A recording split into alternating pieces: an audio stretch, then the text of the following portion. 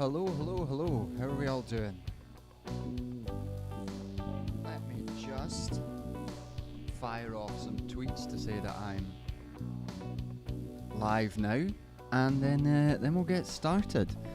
And I'll do a bit of fiddling about while we're waiting for folk to filter in, and firing off the tweets now to make sure everyone comes.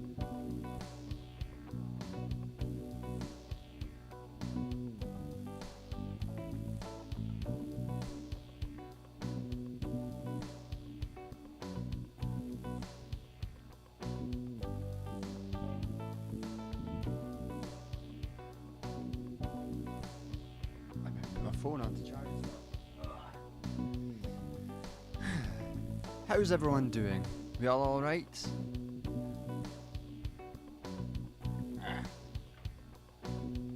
We've got some white wine tonight, which is fun. I like a bit of white wine, and hopefully my hangover tomorrow is not going to be too bad.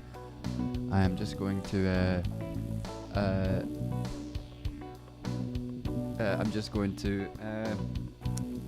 fiddle about on the guitar first.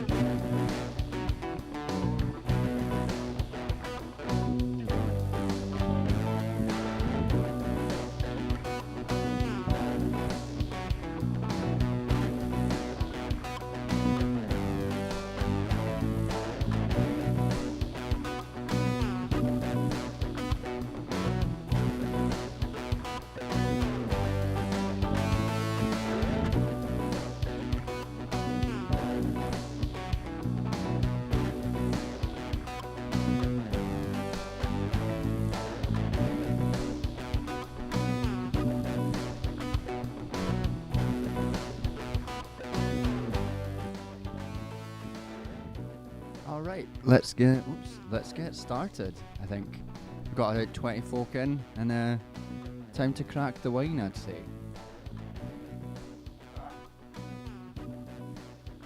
Oh, we've got a question. If I view co-ops as capitalist, then what's the difference between socialism and communism for you? Also, do you at least view mutual aid as prefiguration by living as communistically as we can now? I mean, the reason that co-ops are capitalist enterprises is because they produce value under capitalism, and there is like a cooperative industry as a capitalist industry that creates and valorizes capital. for and value for commodities in exchange on a marketplace. These are all. I mean, this is stuff that was laid out in that video. That's a prime difference between capitalism and communism. In a communist society, we don't produce value for exchange on the market. We don't regularize and abstract labor for production on the market. These are all inherent, necessary parts of communism. Just because we produce cooperatively within an industry where there is some profit sharing within, or like some ownership within an industry, not even within an industry, within a workplace, doesn't make it at all communist or socialist. I feel like that went over that stuff in the video on co-ops. Do I think mutual aid is prefiguration? Mutual aid sometimes is prefiguration. Sometimes mutual aid can be a way to plug market gaps within from a receding state line. Sometimes it doesn't mean prefiguration, sometimes it does. I think that's a question that's dependent on the context rather than a general rule. But anyway, let's get some wine cracked open and then we can chat a bit about more stuff as we come in. Today's wine, again, from my flatmate's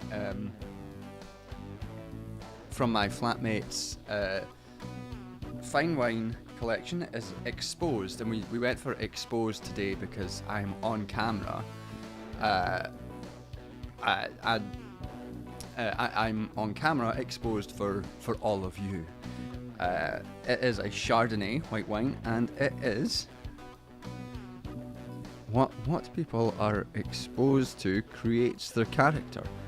What film is exposed to creates the image. What grapes are exposed to create something new and transformative. Wine. It was wine. That was what they were creating. Okay, I guess we'll see what this tastes like.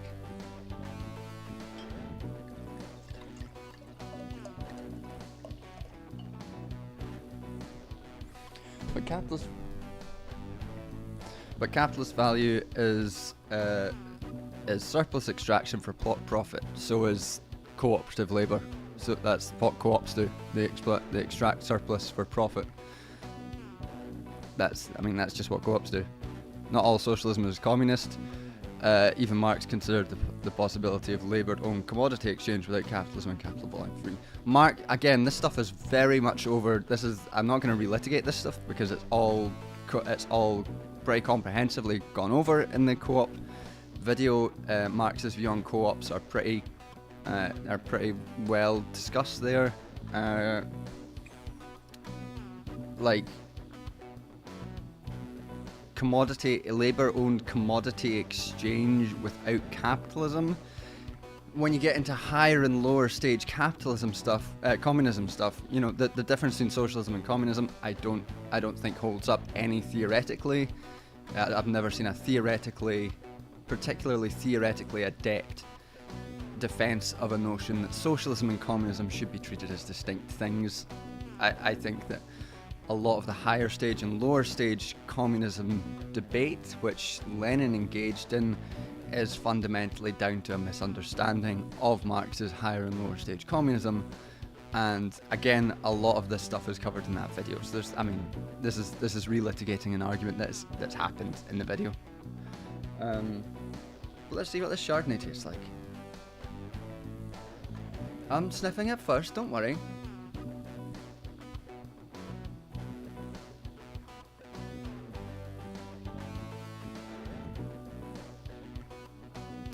I don't remember you going over that specific quote. The surplus of who? Wage labour proletariat requires lack of ownership. The surplus of the workers, because they are compelled. This is stuff that I went over in the video. Within a cooperative that exists within capitalism, even a cooperative which exists under a market socialism, which valorizes labour and maintains value extraction and creation, requires a profit motive to survive. So you're extracting surplus labour external to the conscious ability of the workers to control because of the impersonal force of capital.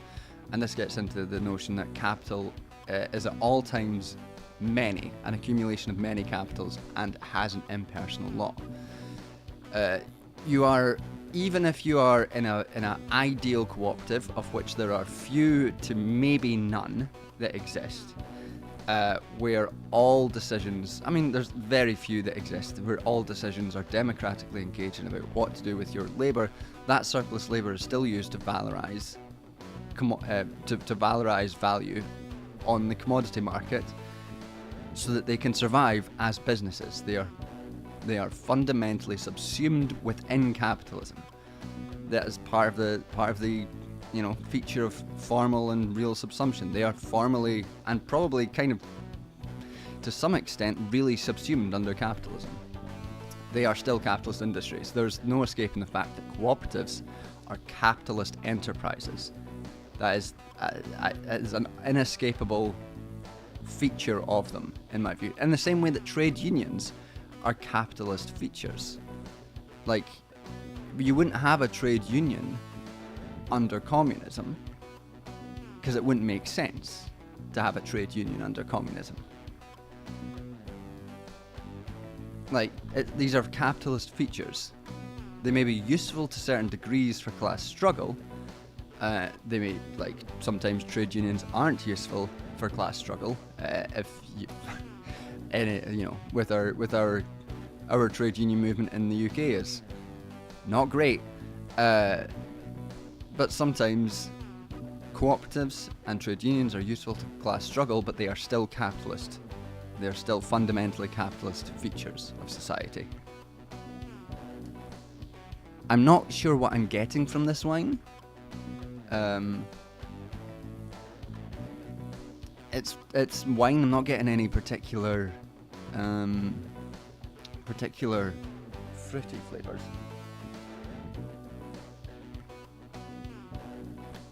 It's nice. Maybe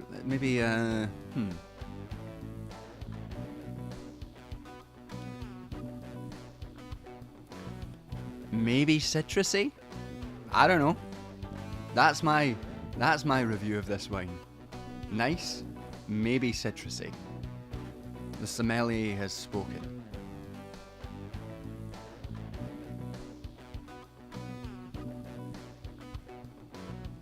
It might be undermined slightly by the fact that I can still slightly taste the protein shake I had about 10 minutes before the stream started. So maybe that's not how it's meant to be enjoyed, but we don't know. Maybe it is how it's meant to be enjoyed. I will say this of the wine merchants who are exposing grapes to stuff. They definitely created wine.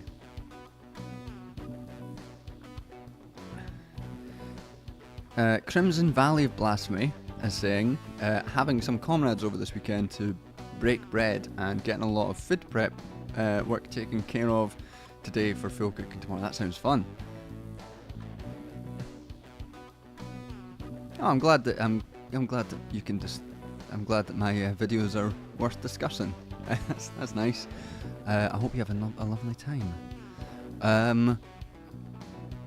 am going to make a more chilled out kind of tune, and then we're gonna talk about how I'm best friends with Cate Blanchett now.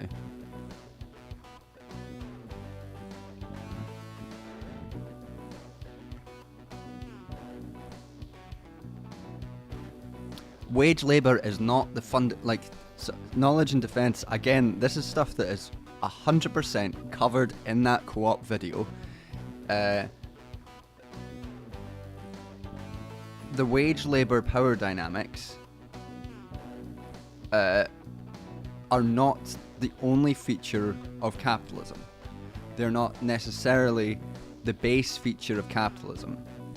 The base feature, the fundamental thing that Marx starts with, is the production of commodities, the valorization of value through commodities, and from that a whole host of social relations evolve and come to be mediated by the market. And it's the valorization of commodities on the market that is the basis of capitalism. Wage labour is a feature which emerges from that. Generalized wage labour to make labour, to make various different individual labour powers abstract within a labour market. That's the purpose of wage labour under capitalism. That's why even under wage labour systems, which are generalised, you still have huge amounts of slave labour. We currently have huge amounts of slave labour under capitalism. Capitalism has always had huge amounts of slave labour. But the generalised market, the generalised wage labour market is part of abstracting labour. Cooperatives do not do anything to alter that, not in any level whatsoever.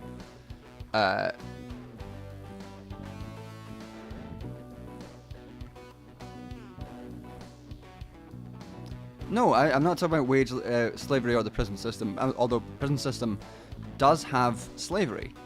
In terms of modern slavery, there are currently 45 to 60 million people currently designated as slave labourers in the world today. That is a feature of capitalism that has never vanished. And I disagree with people like Gerald Horne, who argues that slavery is a feudal feature which is carried on into capitalism. I think slavery is fundamentally part of the capitalist, constitutive of capitalism as it has always existed. And I don't think we can abstract it away from that. Wage labour is not the necessary feature of capitalism as a sort of ideal type, but as an emergent feature of an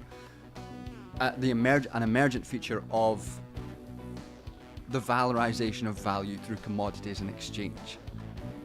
This is why Marx starts with the commodity in his examination in Capital, because that is the fundamental feature that he's talking about. That's the fundamental feature of capitalism, not which doesn't mean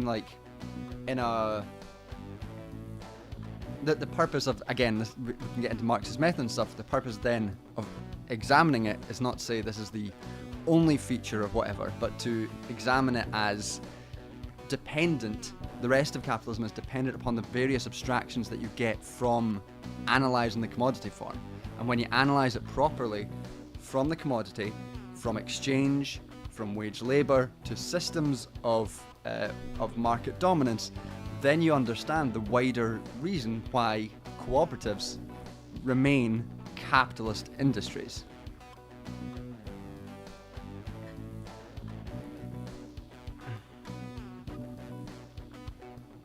I mean, I don't think slavery is its own system. I think slavery is a historically specific system, and that slavery as it exists within different systems is different, like patriarchy is, like racial or religious discrimination, systems of discrimination are. Slavery is not a trans-historical feature, I don't think. It's a very specific, it's specific within within the generalized mode of production in which it exists.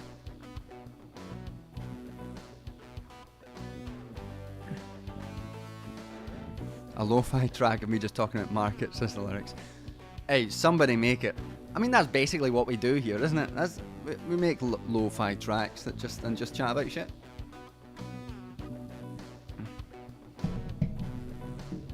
Whoops.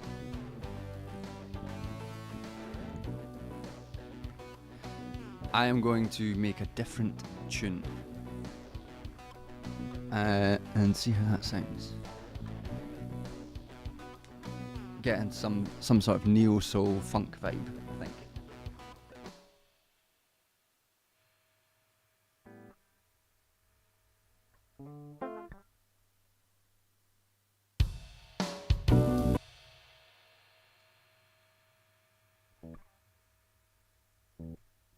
Imagine that. Me getting into neo soul funk vibe.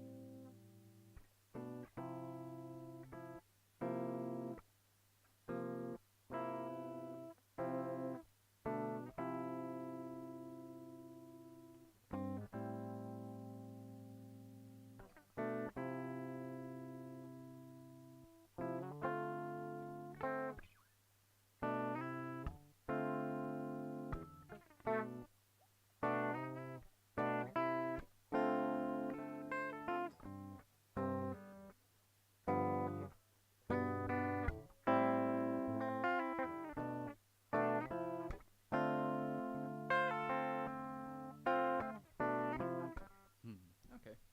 We've got something.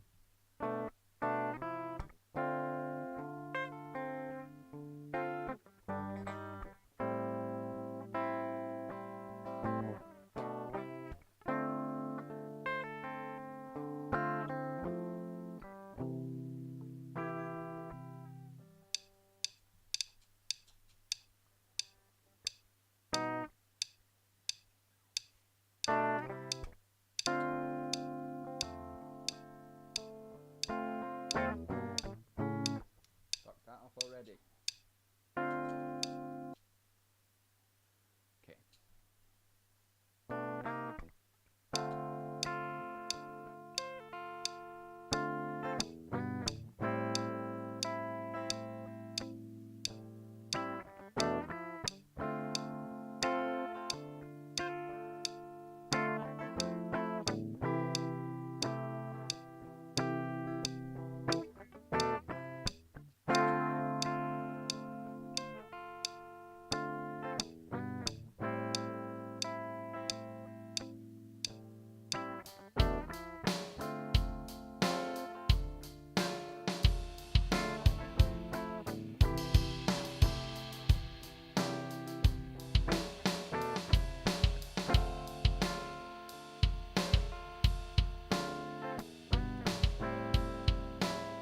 That's quite nice, isn't it?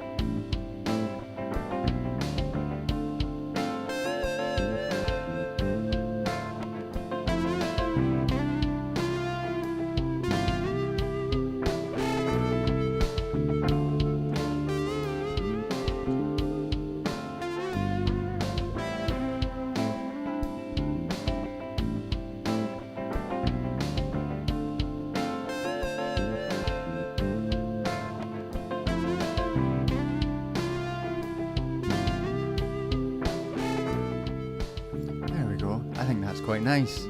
I think that's quite a nice little tune. Very chilled out, very relaxed, chilled out vibes to relax / study to.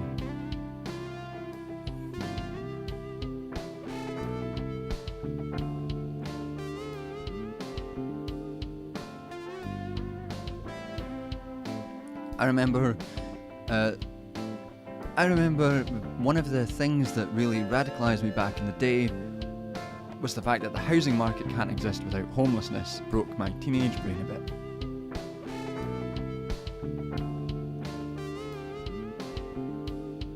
Well, we're getting some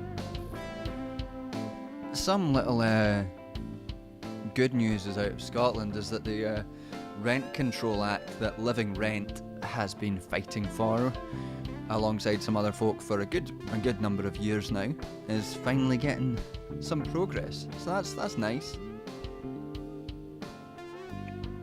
Scotland might be getting some rent controls, which would be a real benefit to everyone.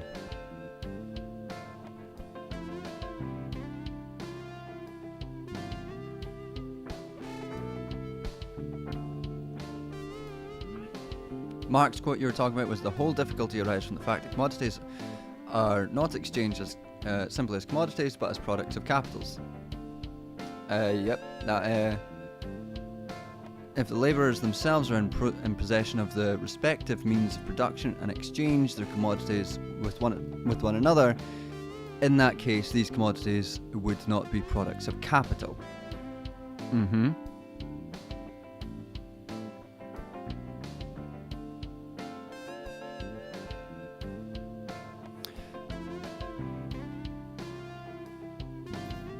So this would be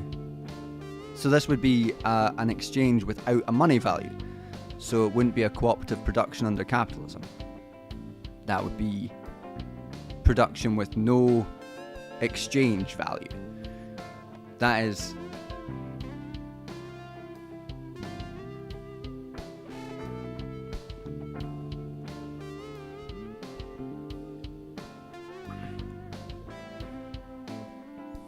They would have created new value. This would comprise their wages plus the surplus value.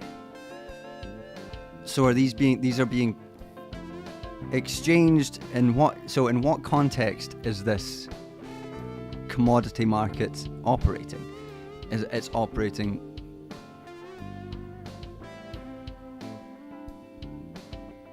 Well, no. If the whole difficulty arises from the fact that commodities are not exchanged simply as commodities, but as products of capital. If their labourers themselves are in possession of the respective means of production and exchange their commodities with one another, in that case these commodities would not be labourers of capital. So these commodities exchanged via commodities, is this commodity exchange or market exchange is a question.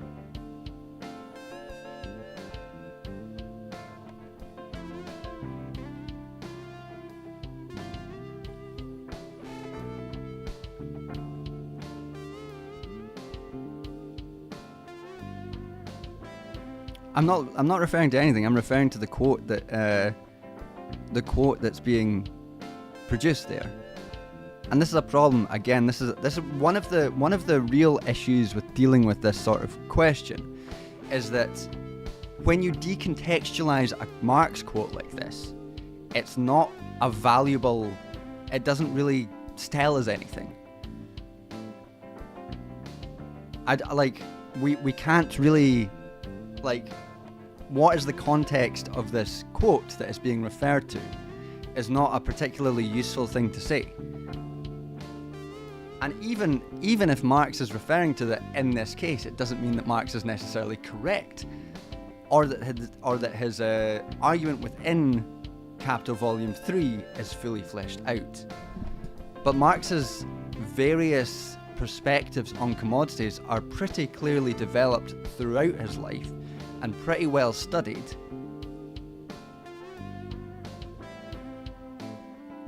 Right, but again, I don't you can quote the section that it's from, but without actually an analysis of the wider operation, it doesn't really tell us anything.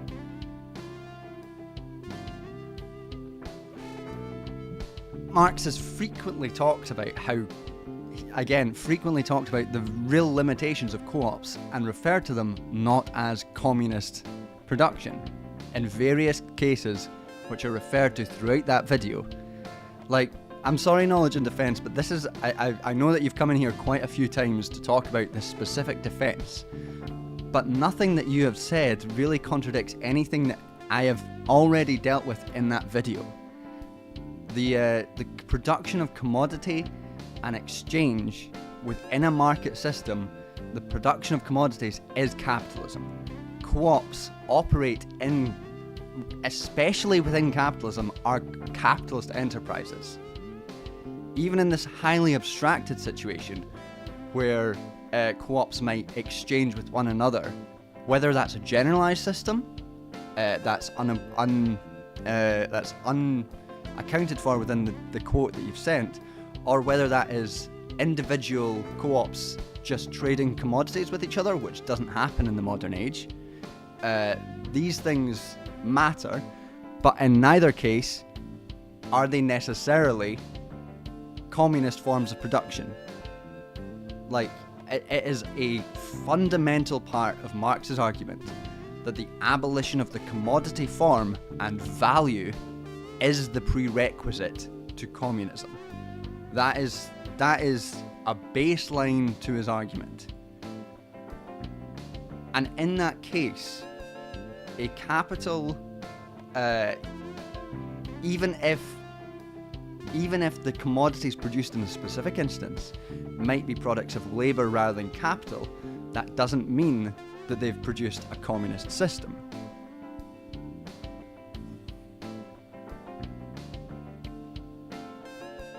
What it means is they might be just replicating a new form of valorising capital, but within a labour position. So these quotes need wider contextualisation and a wider study, which is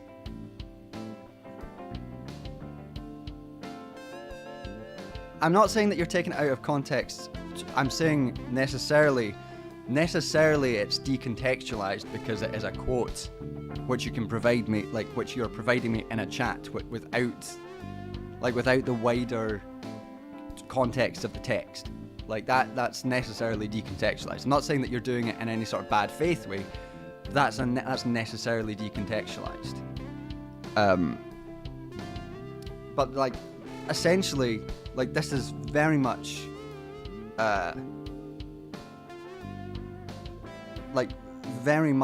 like what we're talking about here is stuff that does not contradict anything in that video about the limits of co-ops and about co-ops being capitalist enterprises because they produce commodities for exchange for valorization as capital on the market under the law of value, under the law of many capitals. And even in an abstract situation, which we politically probably could never get to because of the reasons that we discussed in that video, even in a system where every enterprise is cooperatively owned, then that is still a capitalist enterprise, a capitalist system, which produces the same problems of exploitation within capitalism.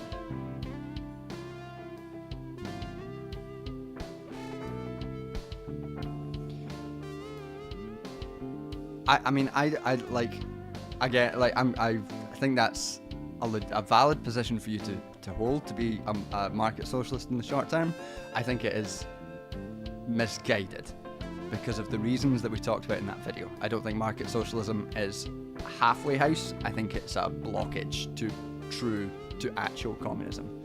I don't think it will ever be a progressive step. Are cooperatives progressive? Maybe in some instances. Again, we talked about that in that video in greater depth. I don't think they are necessarily progressive. I think a lot of the times they can just be. And Marx talks about this. They just recreate the existing problems of the capitalist system. I think co-ops can be good, can be bad, but it depends on the particular context, in the particular co-op. They are not revolutionary. They may be progressive. They may be better. They may be worse in certain instances, but they're certainly not the way to achieve communism by just growing cooperatives. I just don't think that's right. Someone said my arms looked good, and I appreciate that. My gym. Do you actually want me to talk about my gym routine? Because I will. I'll talk about my gym routine. Cross the ball. Interrupting respectfully to say your arms look great. Drop the gym routine, please. All right, we'll do that.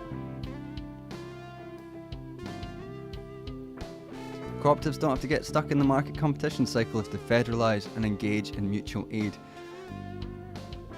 Maybe, but at that point, to do that, to get to that point that they can federalise and engage in a system like that would require seizing state power to such an extent that we get to the point of like, what's the point on having the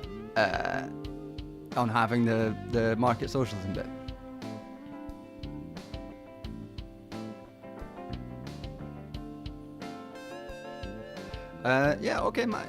Let's talk about my gym split then. I have a 4-day gym split, and I am going to reveal myself as being focused on upper body. But Mondays is a sort of vertical push and pull day, where I do a variation of a press, so a military press maybe. I just hit a PR, a military press this week of 50 kilograms, which I think is pretty good. Military press, or like just a dumbbell press or a machine press, followed by some a superset of pull-ups and dips, followed by a set of cable lateral raises, and then some lat pull downs. And if I've got time, I'll maybe do some dumbbell lateral raises as well. And then Tuesday is my leg day, which is the worst day. Which I used to do barbell squats, but I didn't like them. I never quite got the. I just never felt quite right, and I think maybe the problem is that I am just too tall for them to feel right. So I've moved on to doing hack squats as my main leg exercise, and I actually quite like doing hack squats. And I normally do 6 sets on them. At the moment, my limit is a plate and a half on each side, so that's like 60 plus however much the hack squat machine weighs, which I don't know how much that weighs, and I don't know how much you can really measure it in comparison. And then I do some core, some leg raises, and sit-ups, and then do some leg press on up to 120 kg leg press, which is not great, but I assume if I did it fresh it would be slightly better. And then I do leg extensions and leg curls superset with a leg extension, leg curls, and between each set of them I do calf raises as well. That's my leg day. Wednesday's rest day, which is great. And then Thursday's horizontal push pull, which is usually a barbell bench press, occasionally a dumbbell bench press, but I tend to use the bar. I'm currently at 85k on my PR for bench press, which is all right. I was thinking I'd maybe try and get to 100 before the year's out, but that's not going to happen. I plateaued on that. And then I do machine rows or plate loaded rows, sitting rows like that. I do 3.5 plates on each side for that. And then I do a machine press and then a couple of bent over rows. which are the worst. I hate bent over rows so much. They are one of the worst exercises. I don't know why. The reason I keep doing them is because I got this split from my friends, my muscly gym friends, Benny and Nash. And now, because they've given me a split, I don't want to I don't know enough to sort of divert from it, and I kind of like just going in and knowing what I'm doing. And then Fridays I do some arms and core as well. So I do a preacher bench, preacher barbell curls, supersetted with some behind the head dumbbell raises for tries, and then I do some core, whether that's sit-ups or leg raises, and then some push downs, try push downs supersetted with some barbell curls, and then I end with some overhand curls to try and make my wrists a bit less dainty. And that's it, that's my split. I also go bouldering on Sundays sometimes, although it's been a few weeks.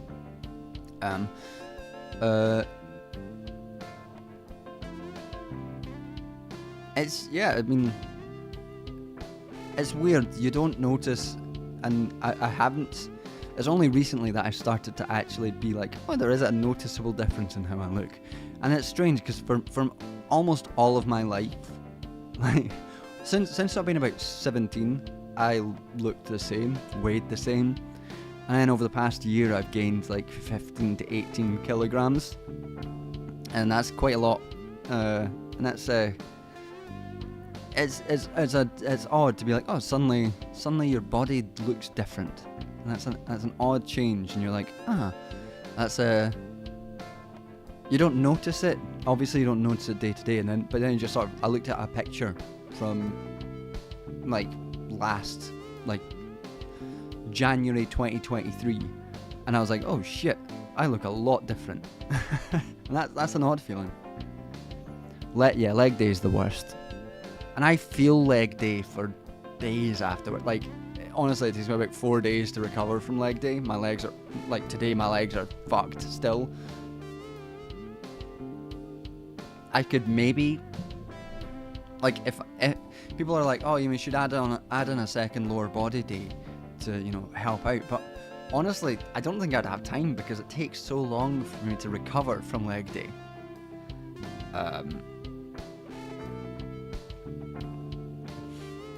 That's a lot of bulk. If it's I wasn't necessarily aiming for anything,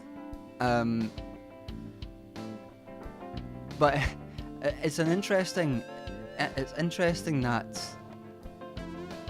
an interesting illustration of how limited things like BMI are, and that my current body weight is on the upper end of what's considered safe within BMI.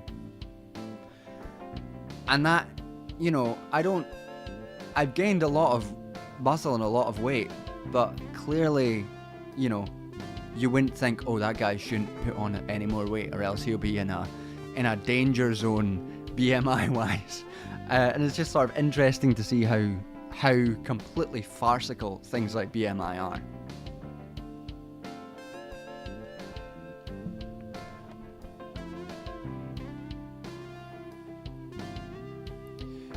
Knowledge and defence is saying, just one last thing, the point is to compete against the private companies using their greater efficiency. For example, 80% of small business go down after the first 5 years, but only 40% of co-ops. I think, unfortunately, a lot of the research on co-op survival, while maintaining cooperative internal systems, does not really hold up on that point. They won't, especially when we're talking about a global system where where most of commodities are produced in slave-like conditions in the global south. I don't think they're gonna outcompete global global corporations on that sense, in terms of global commodity markets and commodity chains and mining and extraction. those are the bases of the productive world at this point, and I don't think co-ops are going to outcompete or put those or deal with those things at all. I think a different political strategy is required for that.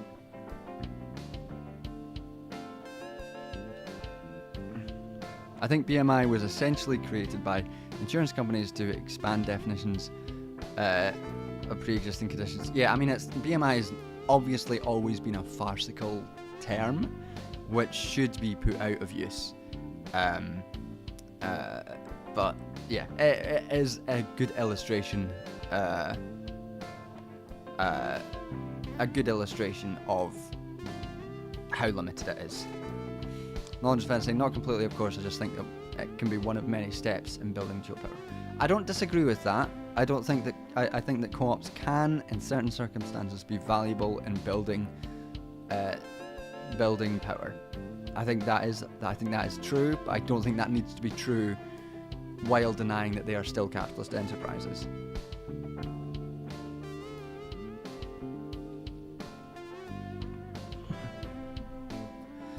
Thank you, Innocent Fugitive. I quite liked this tune as well. I think it turned out quite well.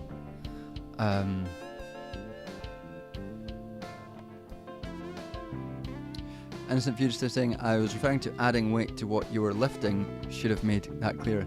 Easy way to lift more without pushing yourself. I mean, in terms of... I mean, it just depends on... I think the... I was talking to a friend of mine. I plateaued on bench.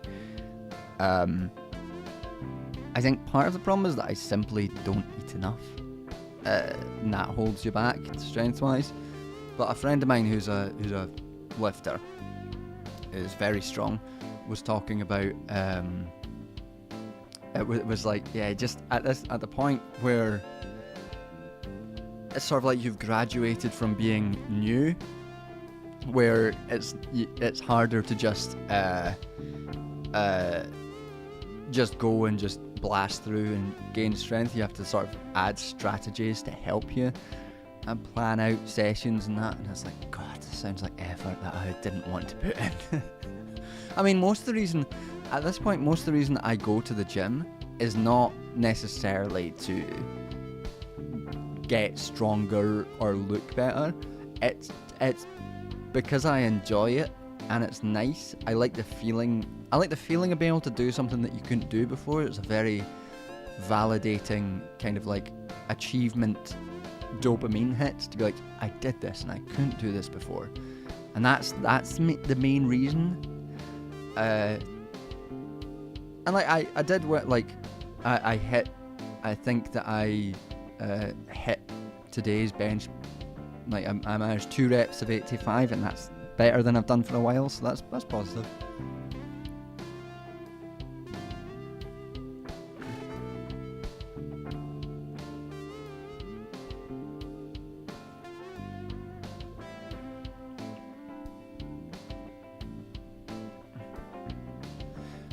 I guess we'll have to disagree on that point, because I view capitalism as both the macro as well as the micro scale. I mean, I guess capitalism is made up of of the various social relations of production.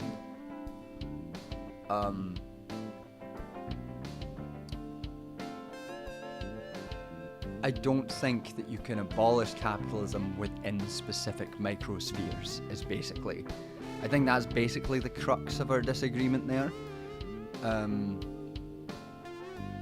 I don't think that you are able to be absolved from the micro level while the macro level still exists.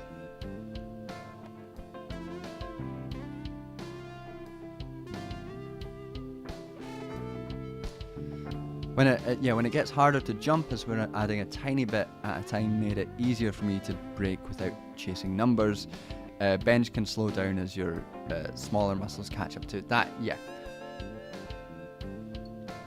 is something that my friend pointed out, is like noticing whether or not it's like triceps are holding you back. I'm not sure it is though. I do think that this is a case of just the way I've been sorry if this is boring for anyone who's not concerned with gym shit. But like, we're on this now, and we're gonna stay on this until I get bored. The way I've been approaching things like bench is just by like, the sets look like warm-up set of like, doing 40, 40 and then 60, like 40 for neither until failure, just sort of warm up. And then I start with the heaviest that I will go that day, and today it was 85. So I did 85 and managed 2 reps, then dropped down to 80 and only managed 1, but like, I knackered myself on the 85. And then today I dropped right down to 60 and did 4 sets of 60 until failure, both of each time there. And I think that's the kind of the way I do them. Oftentimes it'll be like 80, 70, 60, and do 2 of each like that. But always like, I think sticking with the big sets of like lower weights is probably is the way that I found it easiest and best for me to do it.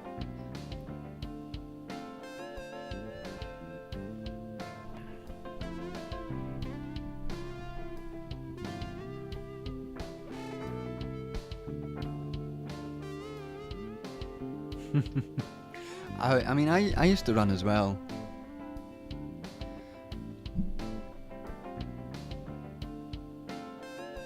Yeah, I always like bench, especially always bench with the safety pins, because I always end up going to failure on that, and it freaks me out too much to bench without going to failure like that. Or I know that if I didn't have the safety pins, I would just hold back too much, basically.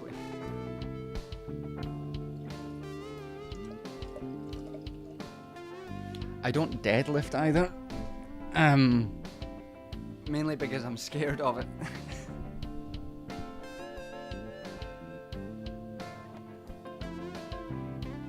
One of the major reasons, I guess, that I actually got into going to the gym is that it's one of the few areas of actual community that exist in the area that I live in. The people that I go bouldering with are people that I know through the gym. I was out on Halloween with those folk. And it's just nice to be able to find a place where you can actually meet people and chat to people in where I live, which is otherwise a corporate wasteland.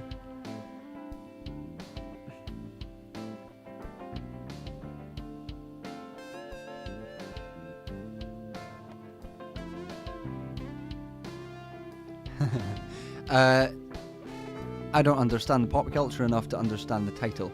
I'll get to the title in a second. We'll finish this gym chat. I'll make up a new song, and then I'll talk about why I'm best friends with Cate Blanchett now. I've heard conflicting things about whether or not deadlift is good if you're tall. People are like, some people say, oh, it's great. Some people say it's terrible, harder, easier. And this is one of the things. Maybe one day I'll do a niche video just for me about how the fitness, TikTok, and like YouTube influencer sphere is batshit, because it is like you get my TikTok feed.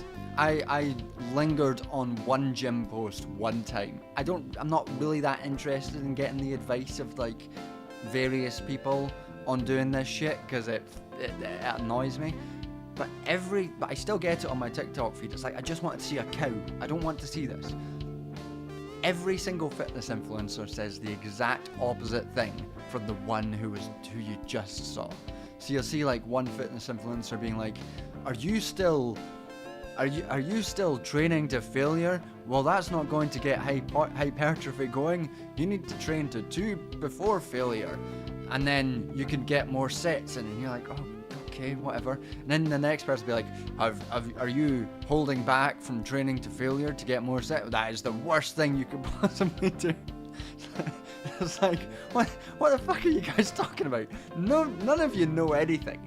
And I think that the state of sports, and this is a completely this is off the dome, completely,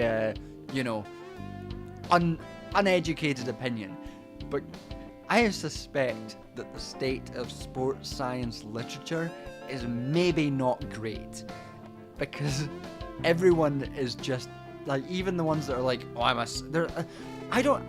hate that I know this. There is a divide between science-based lifters and another type of lifter.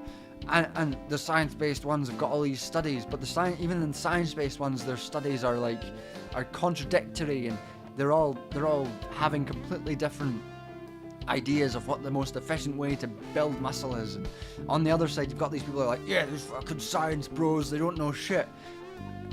Fundamentally, right, what has happened is that people have gotten too obsessed with trying to figure out what works. And at the end of the day, lifting up a heavy thing again and again works. You're doing too much, guys. Does it work? Are you what's the best way to build your muscle? I don't know, man. Pick up the heavy thing and then put it down again. You can pick it up and you can put it down, and then you get tired. And then maybe if you're not pushing yourself hard enough, just pick it up and put it down again. That's how it works. Don't hurt yourself. Pick up the thing, put it down again, and don't hurt yourself. That's what you're doing. And stop getting angry at each other about your various fucking science-based lifter beefs. I can't do it anymore.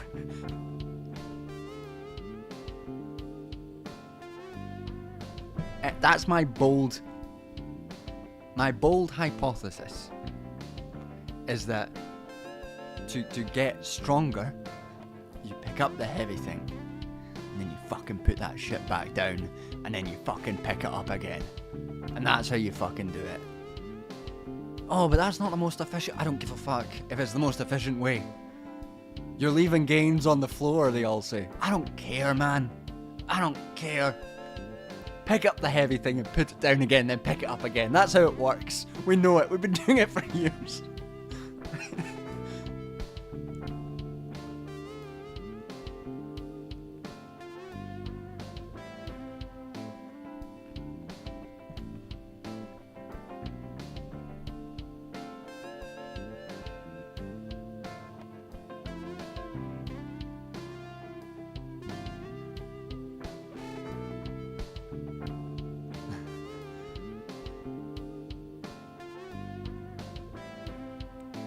Hey, if the sports science community wants to come at me for my bold takes, saying that the sports science literature may not be great, you know where I am, motherfuckers.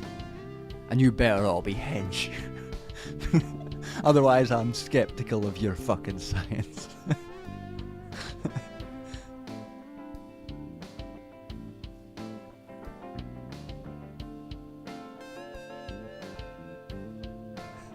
Iconic that this one came from home.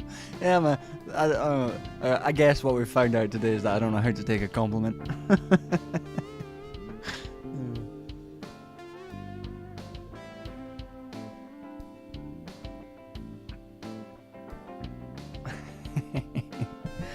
Alright. Let's John versus Science. There's a book in my bookcase that my brother got me years ago, just to annoy me, kind of, called What Can Science Offer the Humanities? Or the Social Sciences and Humanities. And I've not read it, because I assume it's bad. Because, scientists have an idea that they are epistemically privileged and that their insights are more valuable than anyone else's. And assume that social scientists don't know how evidence works. But maybe I'll read that and I'll do a video about the epistemic privileging that scientism produces, and then frame it around just picking up and putting down heavy things again. Look, we've already got Hassan. Maybe we need another beefy fucking left-wing boy to... he can take North America, I'll take Britain. Let's get another tune on and let's talk about Cate Blanchett.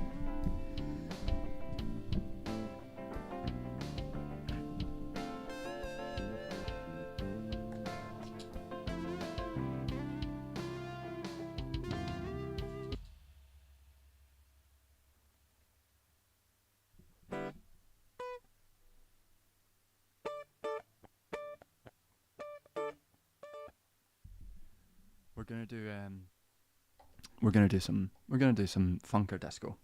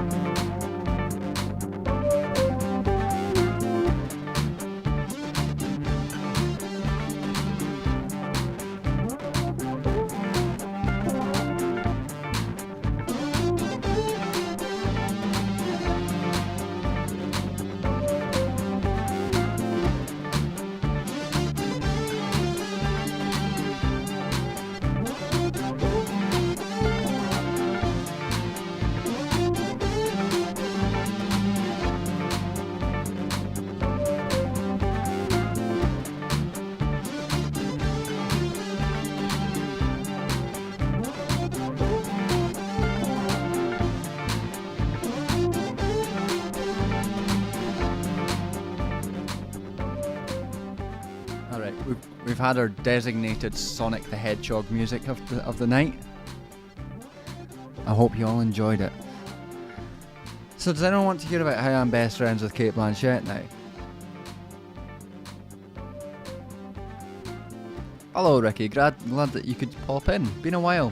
Hope you're alright. And I'm not quite wine drunk yet, but I'm on my way.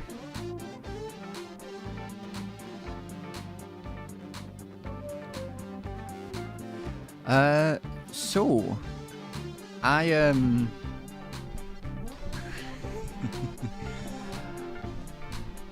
so the other night, Tuesday night, a friend of mine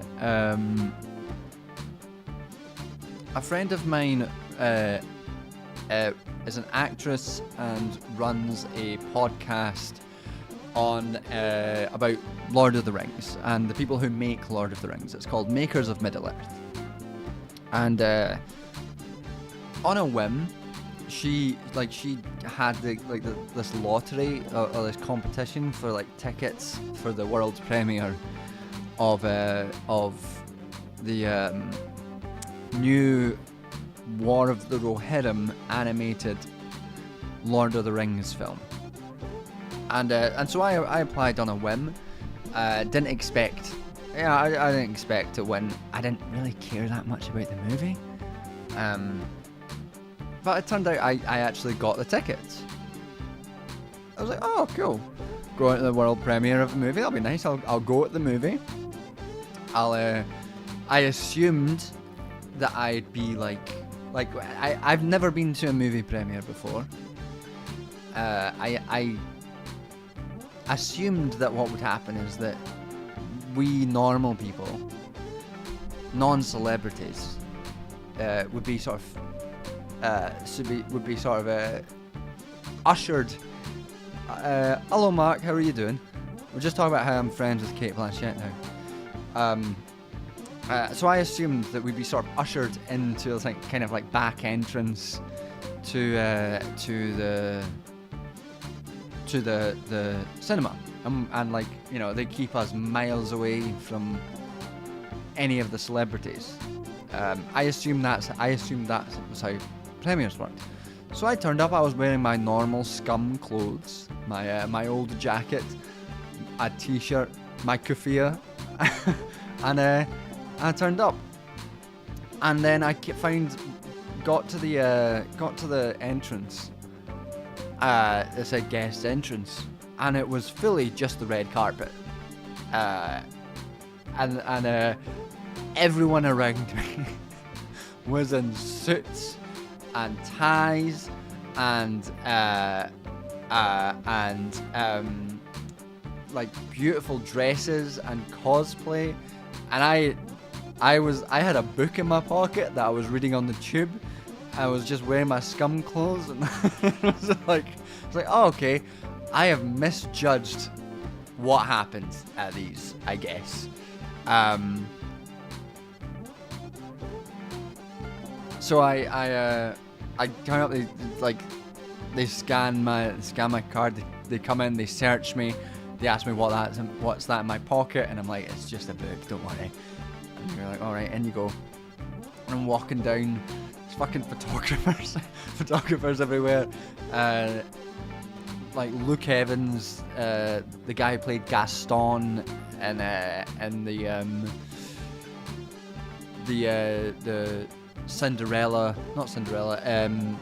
Beauty and the Beast movie and musical.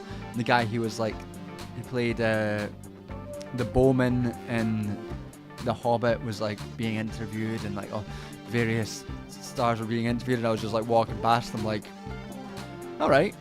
And then what book? It wasn't a book. It was it was an I was saying book because it would make me look less fucking sad.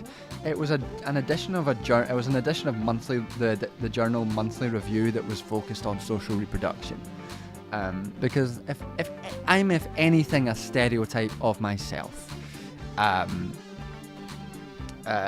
you fucking god, right? I'll stand up. I'm a fucking big person, I was like wandering past in like just normal scum clothes. Peter Jackson was being interviewed like fucking 10 meters away from me, and I wandered in, and I saw my friend who runs the podcast, and she was also in this sort of beautiful dress, and all of her friends were like suited and booted, and I was like, all right, sorry, sorry about this. And like my friend was like, "Oh, do you want I'll get your picture on the carpet by the sign." I was like, I don't think I want to put myself more in the spotlight of guy who didn't know what happens at these places. So I was like, you're all right. We've got Chan. And no, it is exactly what you would expect me to read, because I am a stereotype of myself. I'll tell you another story later that's slightly edited that confirms that. But anyway, so chatted to my friend, went up, found my seat, got some free wine. Never gonna say no to free wine. Got some popcorn, got a little map of the Rohan area that's there that I might frame and put up on my wall because it's quite nice. I was just sat there for a bit, and we were like watching the interviews, and then like all the then I realised that my seat was about 5 rows behind the penned off area where all of the like film stars were going to be in. So in walks like Andy Serkis, like 5 rows down from me. And, Billy Boyd and Dominic Monaghan, Merry and Pippin from the films, and Peter Jackson, and Brian Cox, and Cate Blanchett. They were all just like wandered, and I was like, oh shit, okay, I am right back, like right close to these people. That's interesting. And then then the movie came on, and the movie was good. I was surprised by how good the movie was. I'm not sure if I'm allowed to say anything, because they said there's a review embargo on until the 9th. Sean Bean wasn't there, no, but Brian Cox was, and that was fun to see Brian Cox. Brian Cox, incidentally, is no Elijah Wood either, but Ian McKellen was there.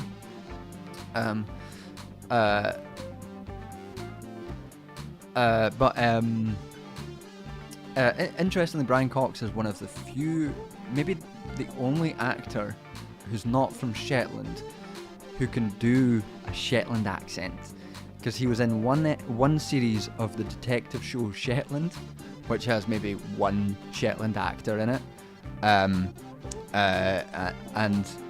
everyone else is just from Glasgow for some reason, because nobody can do the Shetland accent except Brian Cox. And I remember watching that show, and Brian Cox was sort of like poor soul character, and he comes onto screen and he just says, and someone's like, Brian, I can't remember what the character's name is, like, Brian, we need to talk to you about your involvement in this something. Do you know such and such?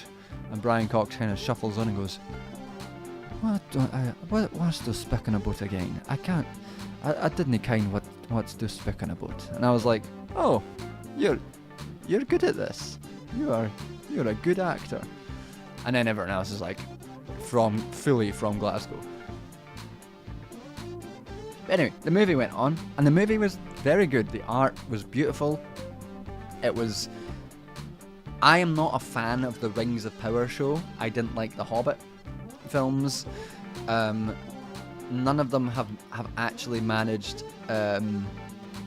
Very annoying that you have 2 Brian Coxes over there. I mean, one Brian Cox has me blocked on Twitter and has a massive union scab, and the other one's a living legend of the stage and screen. So I think it's more annoying that we've got to deal with the fact there's 2 Brian Coxes.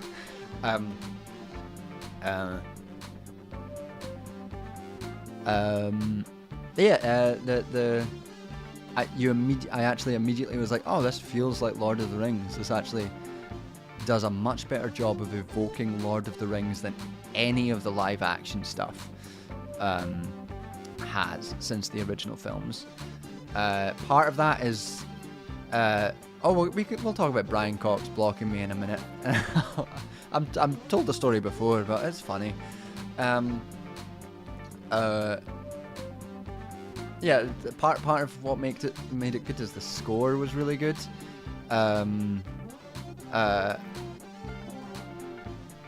Yeah, it's Professor Brian Cox has me blocked on Twitter, and I'll elucidate on that in a minute. But yeah, it was really good. The sort of story was it kind of felt kind of Shakespearean, and Brian Cox, the good Brian Cox, said he approached the character he was playing like King Lear, which absolutely came through. Yeah, it was actually surprised. I was like, oh, that's really good. And then I stayed for most of the credits, and well, for all the credits till the lights came on, and sort of ambled my way down. And then as I was leaving, I left just next to Cate Blanchett, who was Galadriel from Lord of the Rings. And I was just sort of stood next to her like,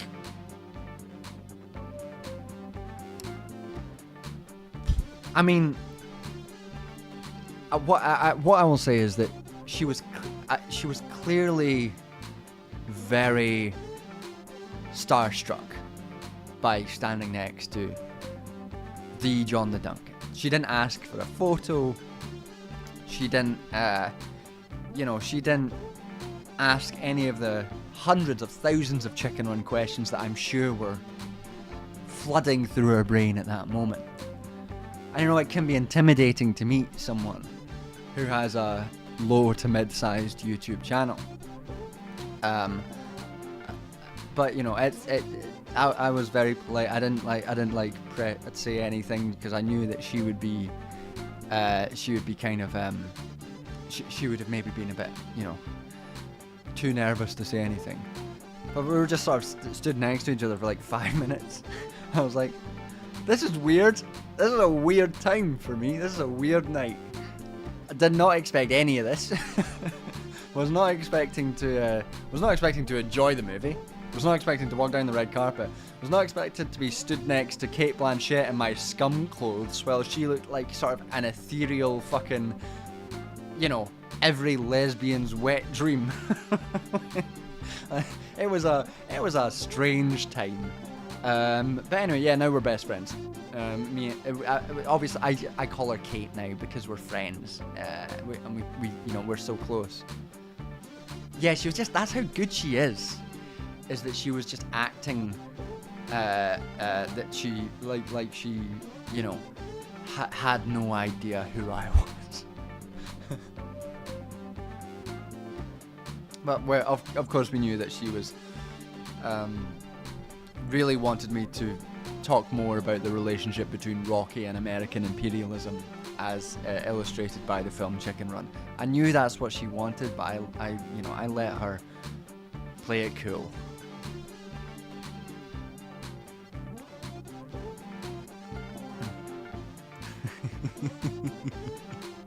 I didn't show her the book, no.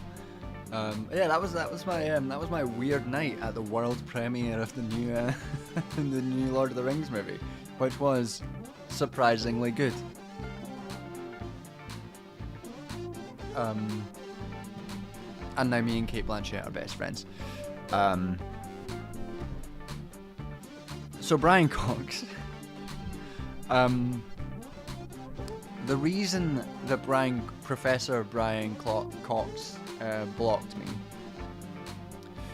was because during one of the previous Conservative leadership elections, you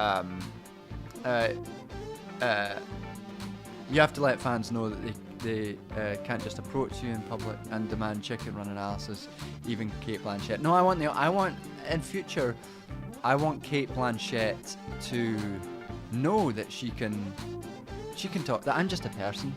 I'm just a guy, and she can talk to me about chicken run anytime. This is an open invitation to Cate Blanchett. You can talk to me about chicken run anytime.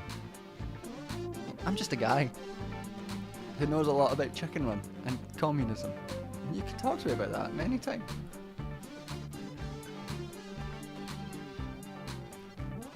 So yeah, Brian Cox. So during one of the previous Tory leadership elections, I think it was the one that Boris Johnson won to then become Prime Minister. So it was when the Tories were in power. So whoever was, I'm just an innocent man, yes. Whoever was going to win this Conservative Party leadership election was going to be the Prime Minister.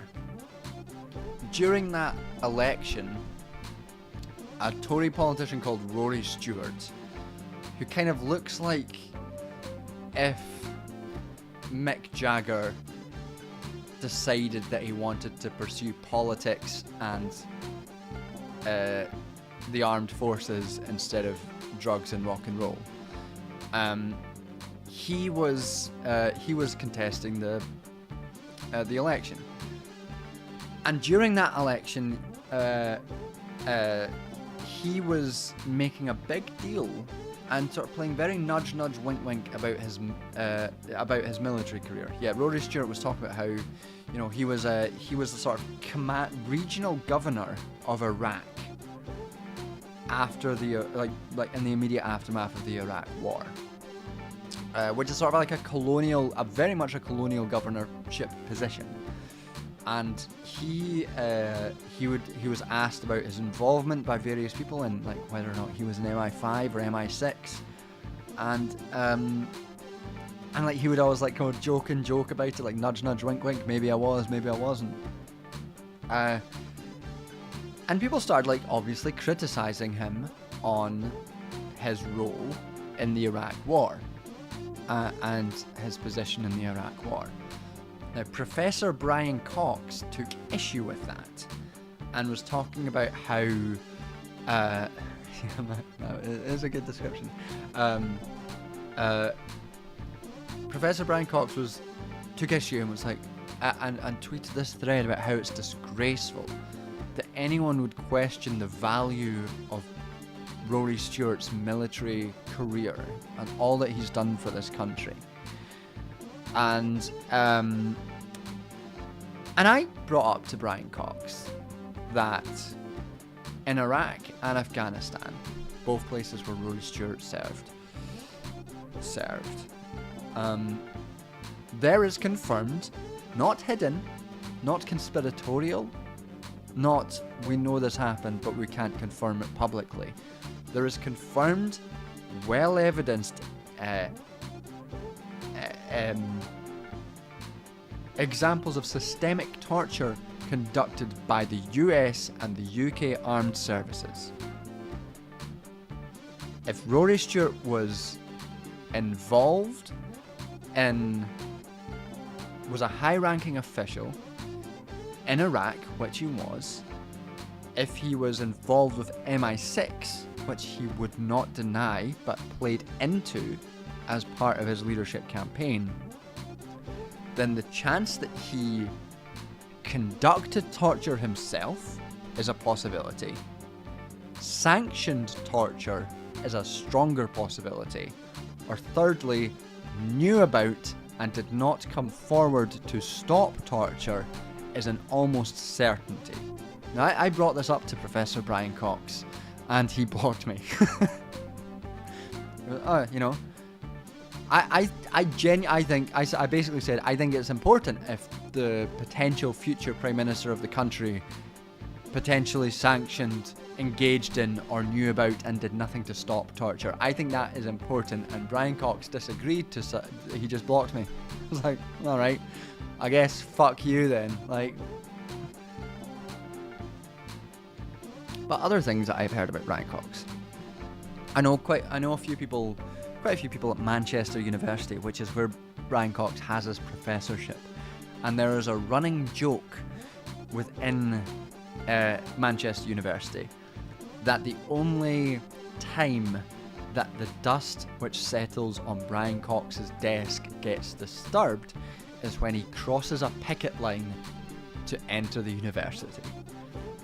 He has broken strikes, crossed picket lines almost every time they happen, to such an extent that it almost looks like it's deliberate.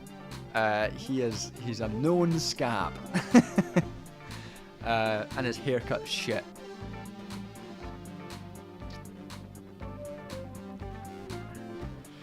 And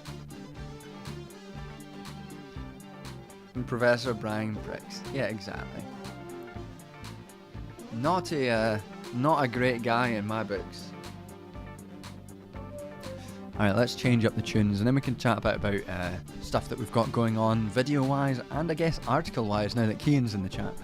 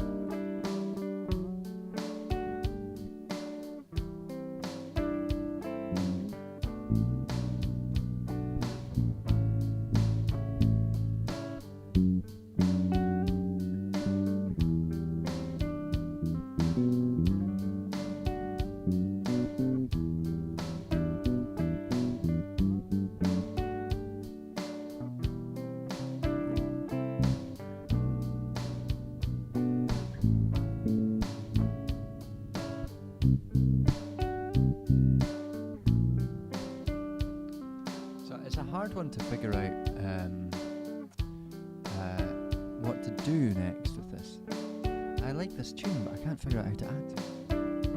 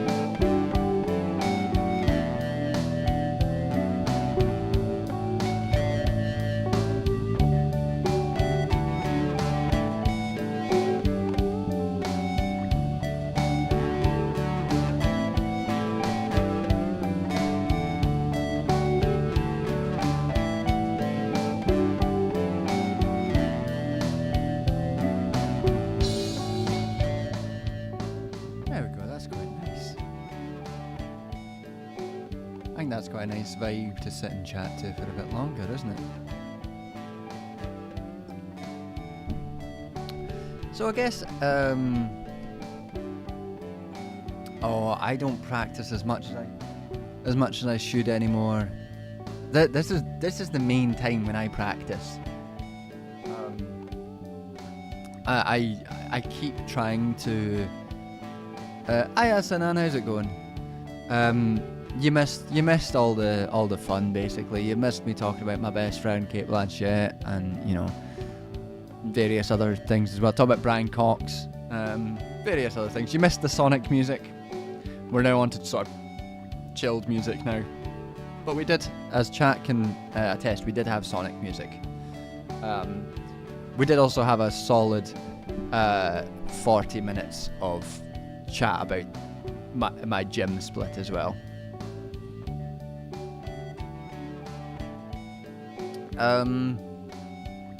What was I going to say? Oh yes, things that we're doing. So, good news. I have finished the first draft of the family abolition script. Mark Richardson, music as if it was from the video game Sonic. It's just a vibe that seems to happen a lot. We demanded it. Yeah, it was demanded in your honor, Sinan.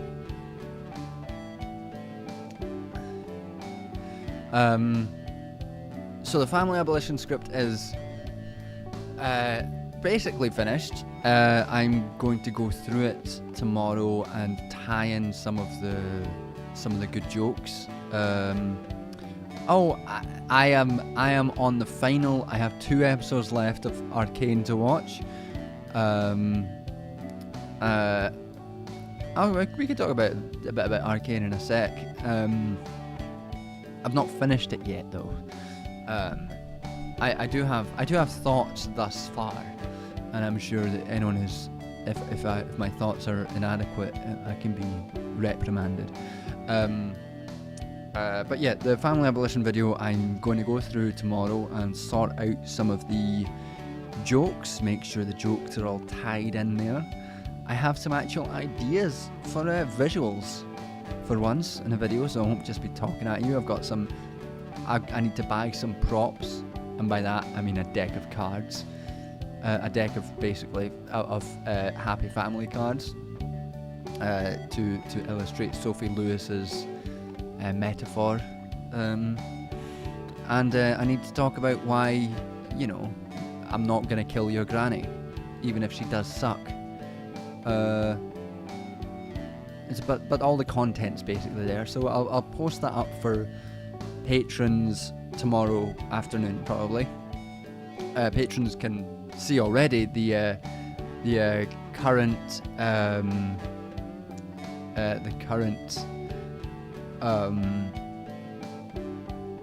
draft script that's already up for patrons, and that is I think it's going to be a good one. I'm quite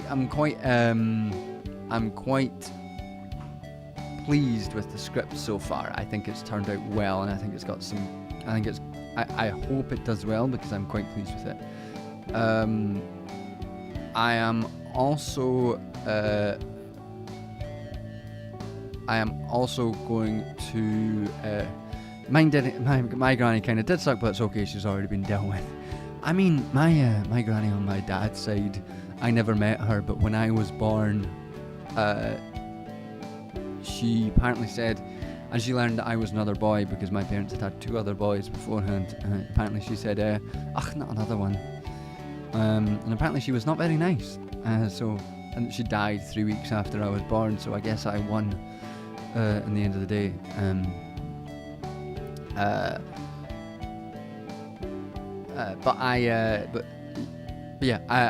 I think it's going to be a good video. I'm pleased with the script so far, and I hope it does well, because we've been stagnant for a while on this channel, and it'd be nice to do well for once. Take that, Granny. Giving my family generational trauma. Fuck you.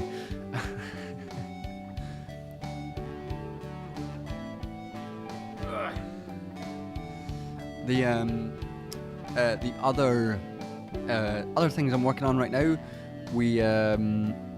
I think the video will do well because it'll boil piss. I think that is right. I think people are going to be mad about it.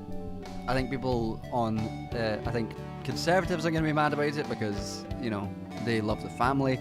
I think a lot of relatively reactionary Marxists are going to be unhappy about it because there is obviously a massive strand within socially reactionary conservative Marxists who live by the argument that capitalism is destroying the family, and to save the family we should destroy capitalism. And that's such a common thing to say and to hear, even from people like Nancy Fraser, whose otherwise, you know, work is otherwise very good. You hear that shit all the time.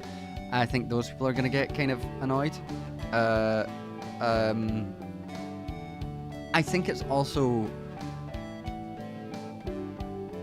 I think people are interested in it as a topic as well, which, you know, the book review of Melinda Cooper's did like well for a book review, because I think that's kind of indicates that it's a topic that people are interested in at the very least, and the argument I think is pretty sound. Especially, like, if you like this channel, obviously you're going to be familiar with a lot of the arguments because it's very social reproduction theory heavy, obviously. So I think anyone who's into this channel will enjoy the video. So I think it will do well in those terms, which is useful. I think you're right, saying that it's the sort of thing that people don't want to touch. You know, people like their families. Some people don't. Some people like their families, and they don't like it if someone's like, you know, what if we get rid of the concept of the family?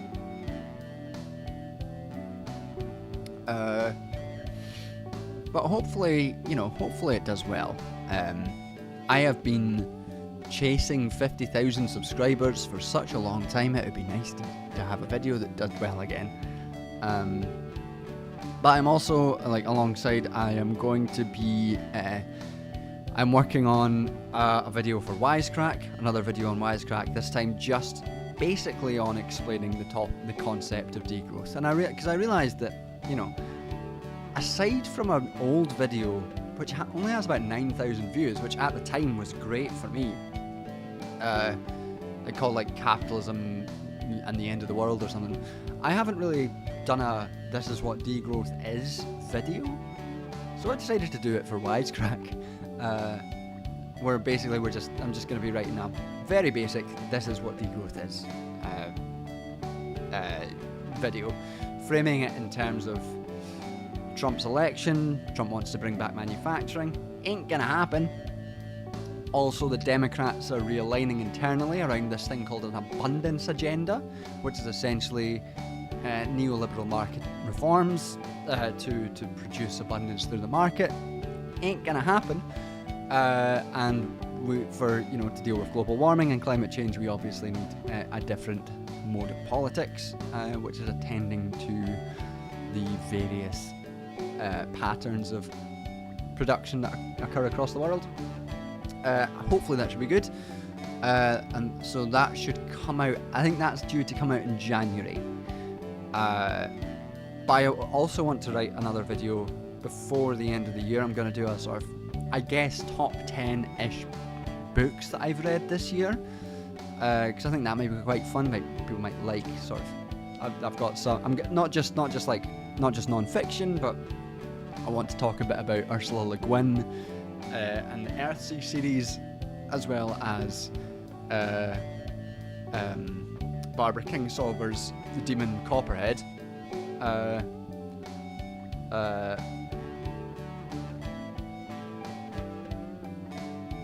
Families can still exist within the rigid definition and glorification of the nuclear family being abandoned. We will deal with that in the video.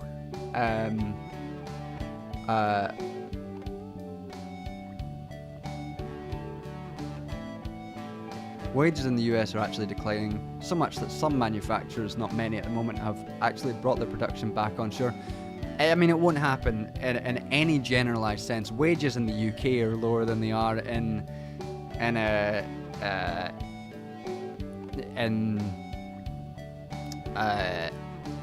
you know, there's simply too big a gap in the cost of labor power, like to bring back manufacturing in any real sense, unless somehow the wages in the US decline to make that, you know, $3 a day is a competitive salary, then it's not going to happen in a sort of generalized sense.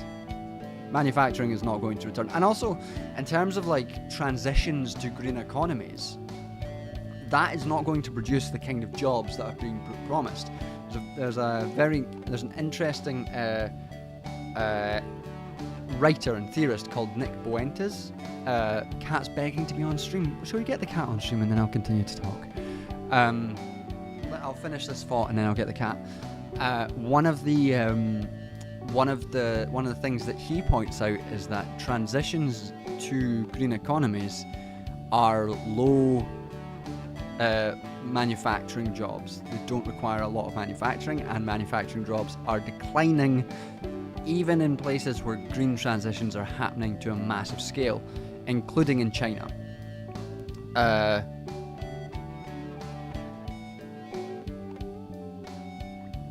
That's not Nick Fuentes, Nicholas Boentes, Buentas.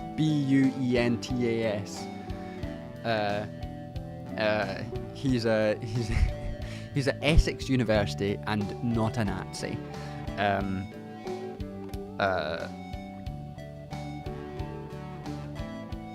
Yeah, I mean, basically, in terms of family, if we were redefining family to mean any kind of relationship with someone that you consider close to, or, you know, even related to, I guess, then maybe maybe they can remain. But the family is essentially a productive unit under capitalism, and it's not just the nuclear family; it is the family as a privatized realm of production, and the upholding of the family as an ideological and productive unit, even in alternative forms, does not help, is essentially the argument. Let me get the cat.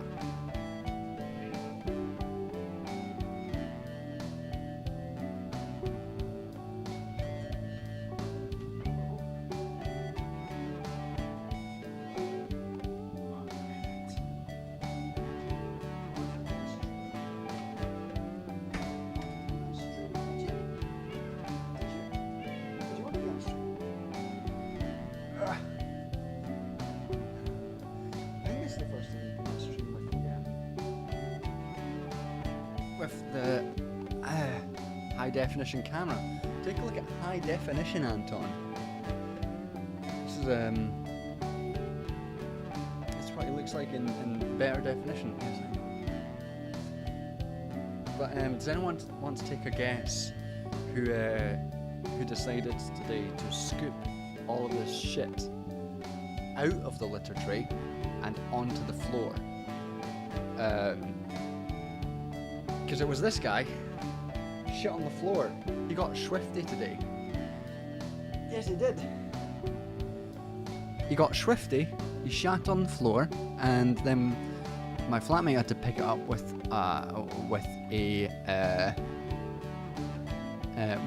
some kitchen roll, and I had to mop the floor because he's a big, massive, shitty butthole boy.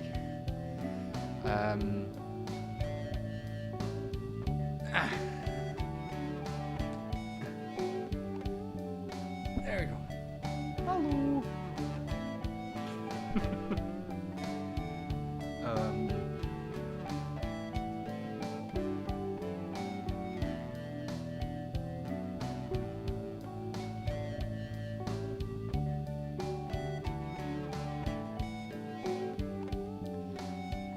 Yes, you're very nice.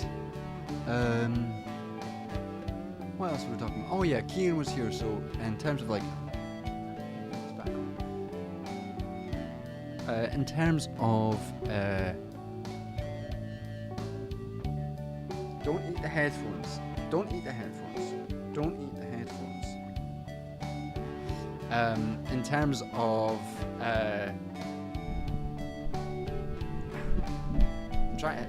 I'm trying to get you framed right. I'm trying to give you your scene.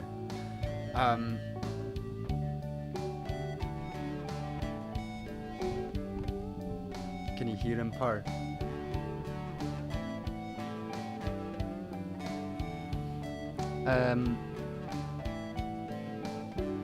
So I do have a paper which has been confirmed. Don't eat the headphones. That has been confirmed to. Fucking hell. Has gotten through review. That I will put on. That I will post on Patreon as well once the proofs of that come out. Is the cat part of the nuclear family?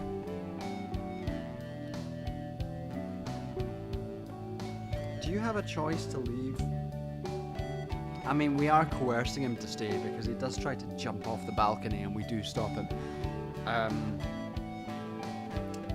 Yeah, so that article I'll put on Patreon as soon as the proofs come out. I'll maybe do a video on adapting it into a video, but it's kind of similar to some other stuff that I've done on videos before, so maybe not. And then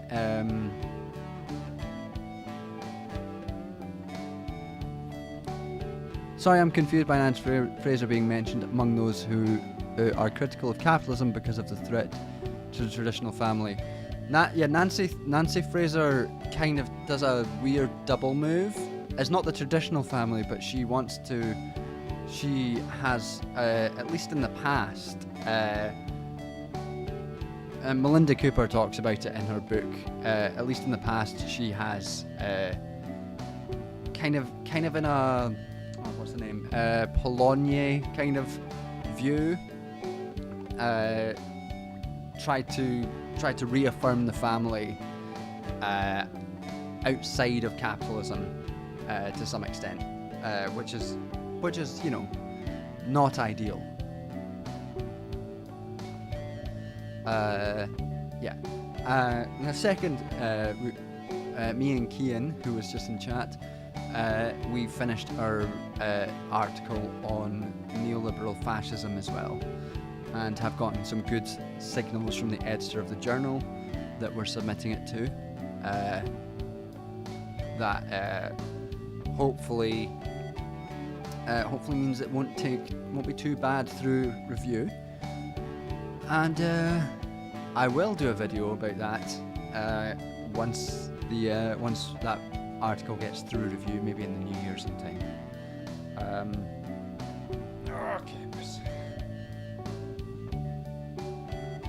But yeah, those are the things that are being worked on at the moment. Oh yeah, I was going to talk about Arcane.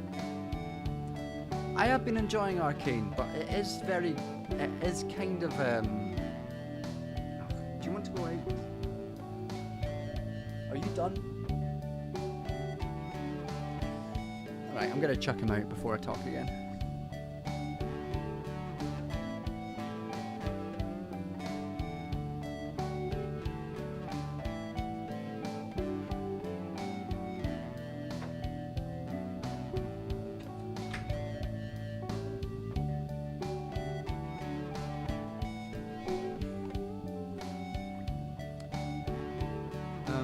But yeah, I've been enjoying Arcane so far. It's obviously an incredibly beautiful, well animated show, and the characters are all extremely well realized and everything. So I've been enjoying it on that level. I do think that, at least as far as I've got, politically, it's a bit weird. Like the end of the first, like the whole of the first series, basically every action that anyone in the Undercity takes against the people in the Overcity is correct. is morally, politically correct. Oh, you blew up a bunch of police officers. Cool. I don't see that as being a horrible act, to be honest, in terms of the logic of the movie, not in terms of real life. Do not come for me, FBI or CIA or Met Police.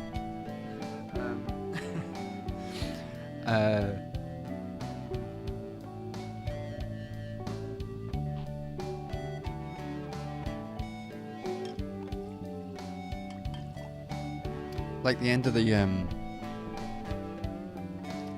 the first series, they had it was kind of framed like Jinx was wrong to shoot missile directly at the council of the leaders of the group who is, systemically murdering and oppressing them. And you're like, oh, is this bad? And you're like, no, that's right, that's fine. I mean, even in season 2 so far, it's like they end up in a fascist dictatorship, but the whole sort of, at least so far, like up until this, I'm on the second last episode, it's like that happened because of a cycle of violence, and it's the cycle of violence which produces the fascism, and not, the system of domination that exists between the upper and lower city.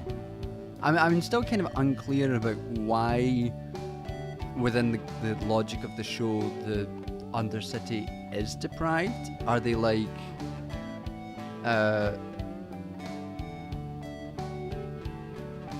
yeah, I mean, the council were about to grant them sovereignty, and then then they decided to like murder them all. It's like, okay, sure.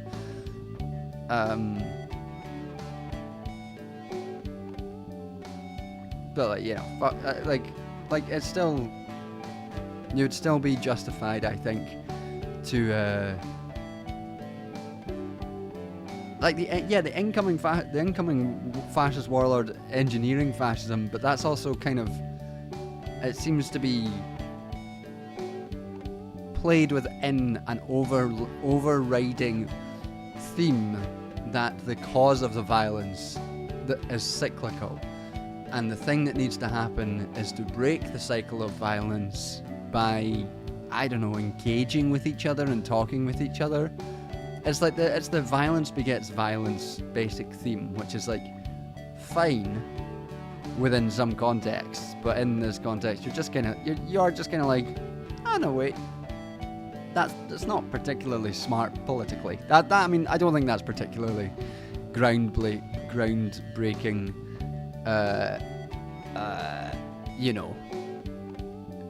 I don't think the show needs to be groundbreaking politically to be enjoyable, or even particularly politically good to be enjoyable. I think it's enjoyable and politically kind of, a product of a cloistered liberal mind, which is fine. Maybe that perspective will change for me once I finish watching the last 2 episodes, which we'll probably do once I'm done here.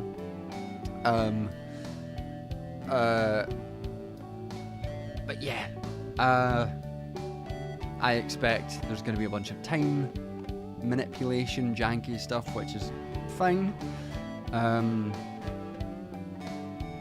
Like the episode, there's an episode where they go in, where one of the characters or 2 of the characters go into an alternative universe, and the alternative universe is so much better. Everything's much better for the simple reason that like the hex tech doesn't exist, and it's like, I don't know. I don't think that was the issue.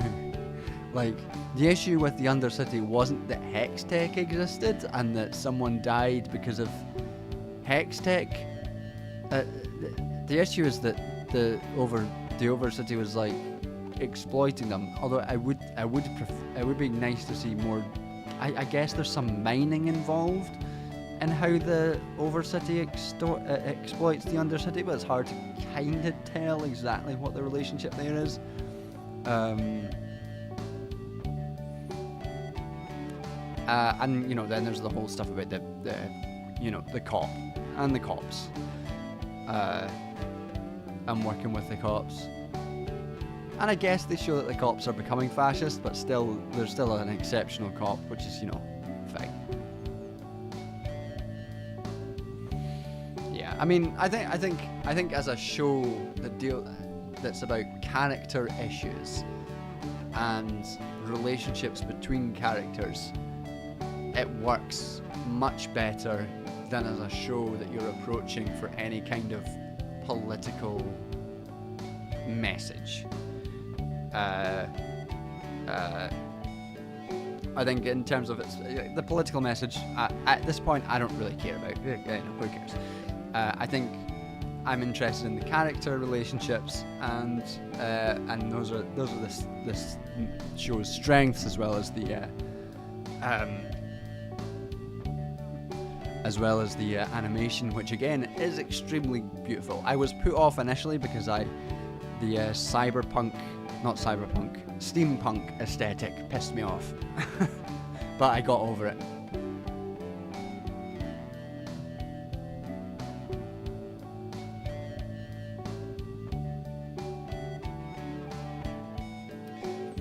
Yeah, the implication is that alternative timelines, Silco and Vander got along and managed to build on and resolve the situation peacefully, which is like, that's not how that works.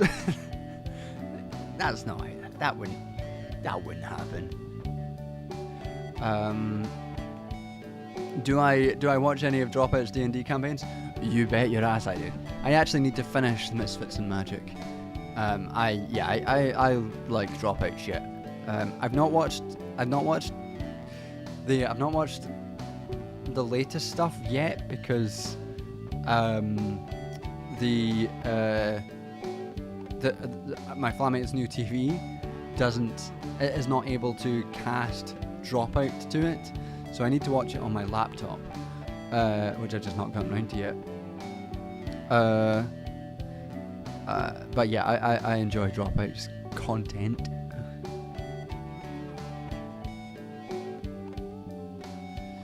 Sorry if I've already talked about this. I thought Fallout was pretty decent as far as video game adaptations go. Hope they explore the failings of the NCR in Season 2. I've never played Fallout, so I can't really speak to it in terms of a video game adaptation.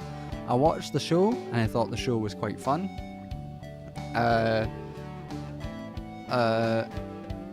That's basically all I could say. Is it was fun.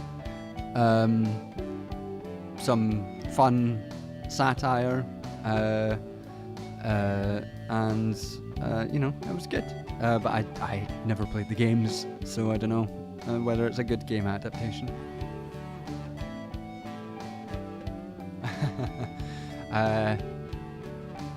Very happy to hear you're going to be talking about the Ursula Le Guin and her wonderful Earthsea series. I'm 15 minutes behind in watching the stream. Don't worry about it. You can hear this comment in 15 minutes time. I love the Earthsea series.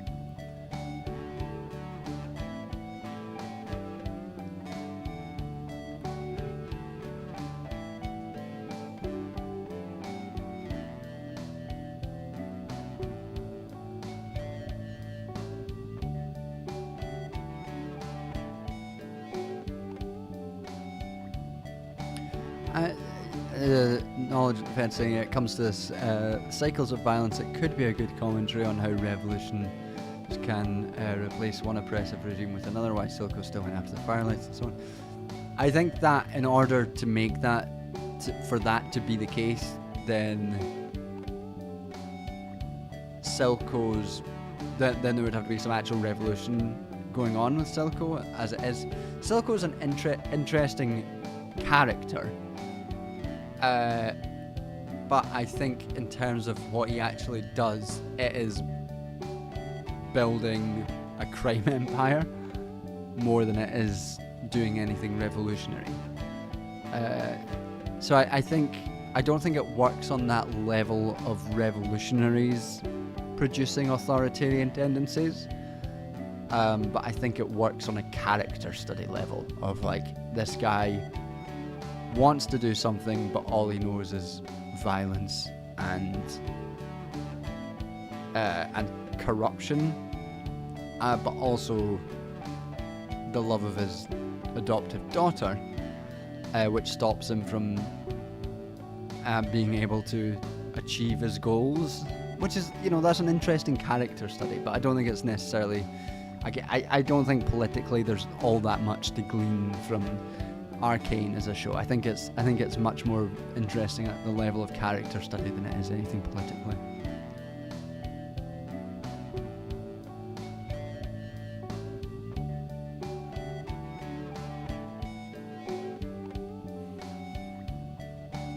Tahanu is my favourite book of all time. Ripped Ursula Le Guin, all-time great sci-fi author. Tahanu, I think, was my favourite of the series as well. I think the thing that sticks with me with Tahanu is the way in which darkness gets changed throughout the book.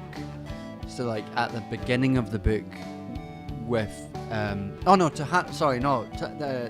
of the Tombs of Atuan. Tahanu is I think my second favourite of the series. I think it's wonderful. I think all the books are great. But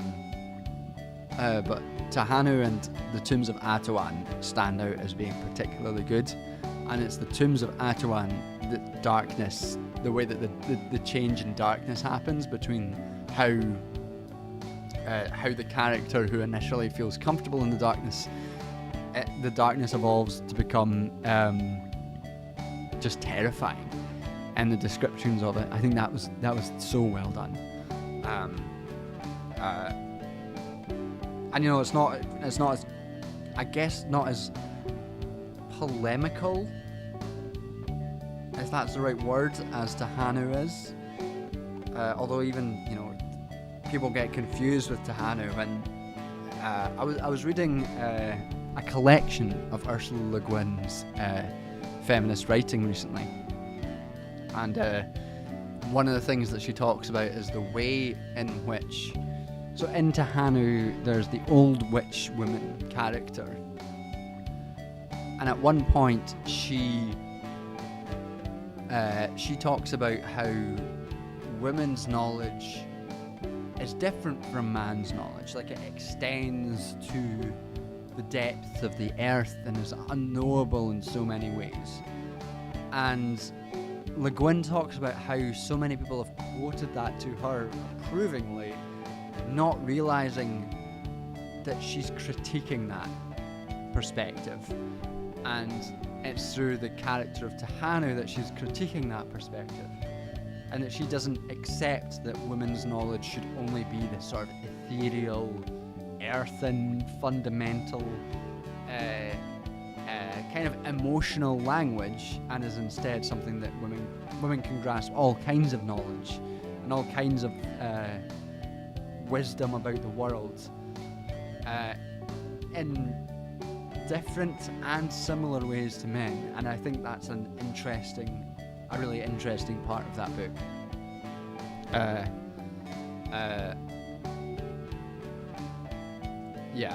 Both of those stories are wonderful. But the other book that I've not read loads of fiction this year. I've read some. I read The City in the City by China Melville, which was wonderful. But I think the book that I love Ursula Le Guin, but the book that really hit me emotionally was Demon Copperhead by Barbara Kingsolver. And Demon Copperhead is essentially David Copperfield, and that's not hidden. It's David Copperfield transplanted to 90s rural Virginia. And I already love the story of David Copperfield. I think, as much as Armando Iannucci is a melt, his adaptation of David Copperfield is so good. I love that movie so much. And the way that Barbara Kingsolver treats it and transplants it is so good in highlighting the consistencies of deprivation and poverty and the differences between Victorian England and rural Virginia in the 90s. But there's a moment in it where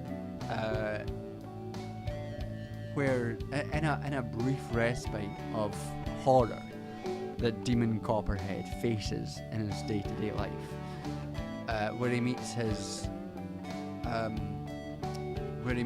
grandmother and his great uncle, who is Mr. Dick. And in Dickens, and if anyone's seen the Armando Iannucci version of David Copperfield, Mr. Dick is kind of he's a lovely man who's kind of, you know, he thinks that King George, who was beheaded several centuries earlier, talks to him and leaves letters in his head for him. So he's like, you know, he's intellectually disabled, essentially, in David Copperfield. In Demon Copperhead, it's changed that Mr. Dick is physically disabled but intellectually sharp. And I think that's an interesting change, and I've not quite figured out what the necessary thematic relevance is for it.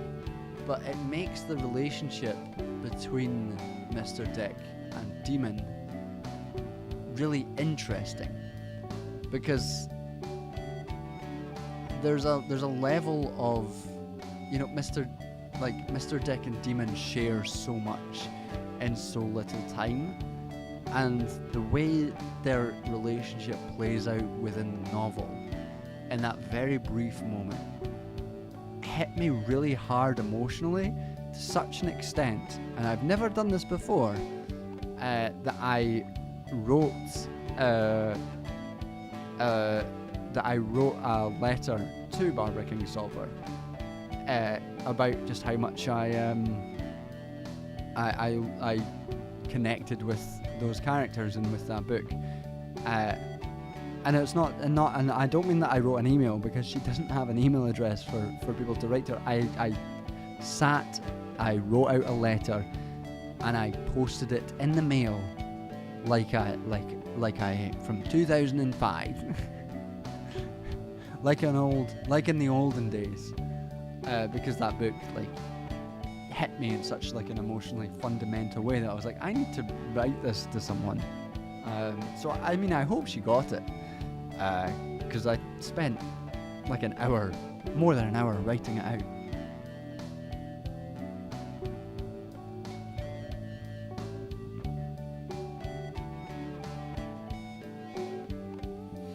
What I said about the relationship to darkness is kind of mirrored into Hannah's relationship to fire, but in reverse.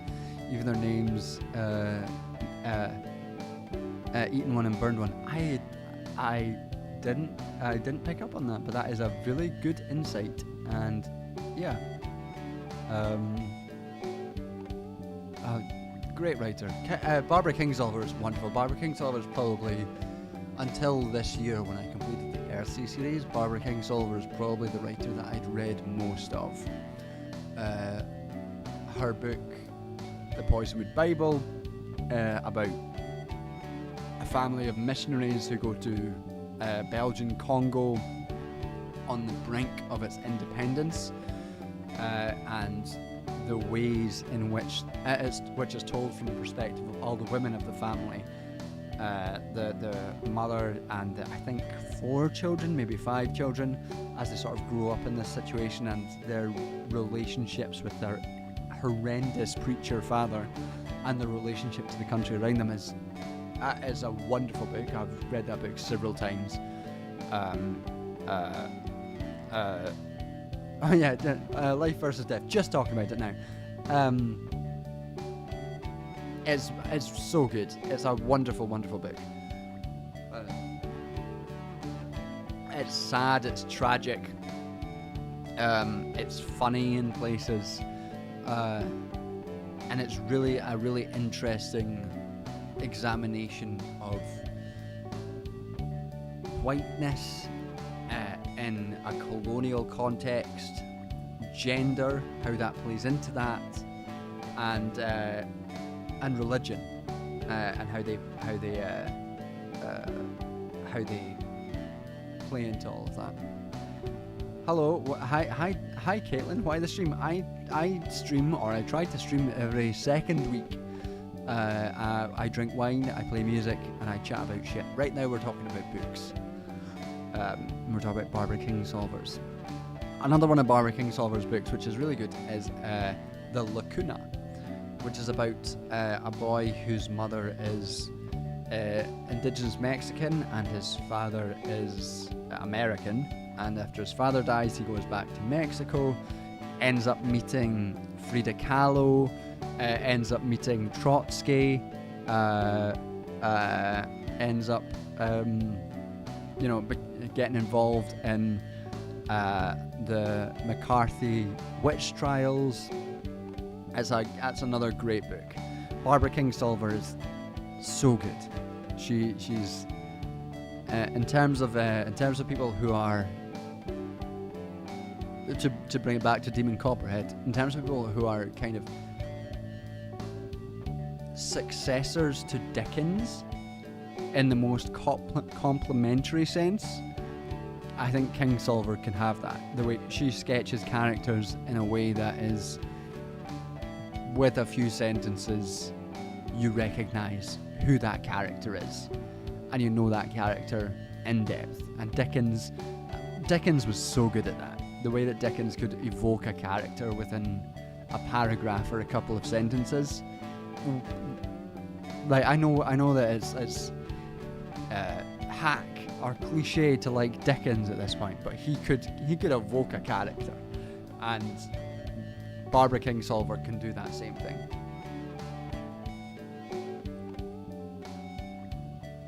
Alright, shall we get another tune on? We're approaching the end point of the stream. Normally we go until 11, but I'll get another tune on, and if there's anything else that anyone wants to chat about, or any other questions or anything, feel free to ask.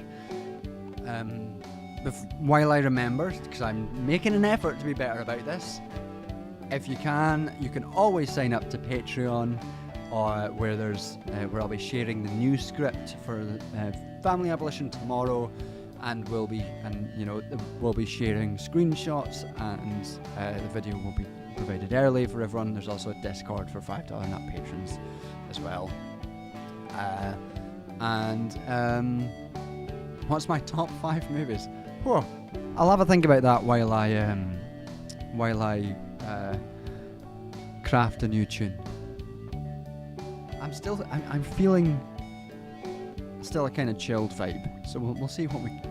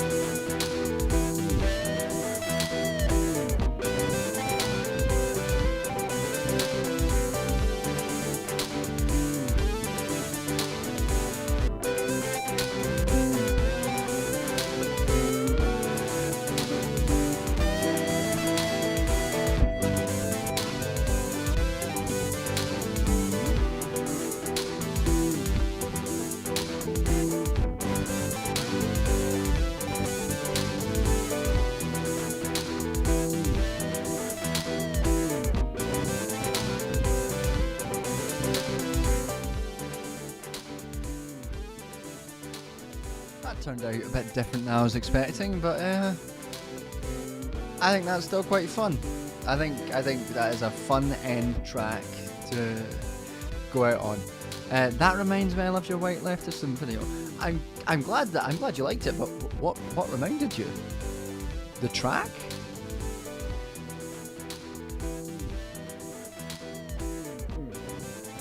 Top 5 movies. Obviously Chicken Run. That's that. Without a doubt. I don't know if I have a top 5. I will say The Princess Bride. I love that film. Always loved that film. I will pick Fellowship of the Ring for one of the Lord of the Rings because I have to.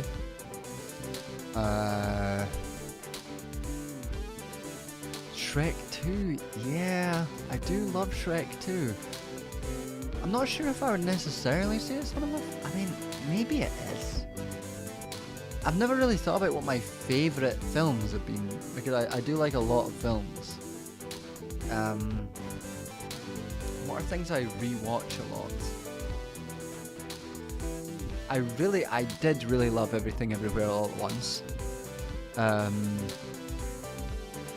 I think that might have leapt up to one of my favourite films last year. I really loved that film.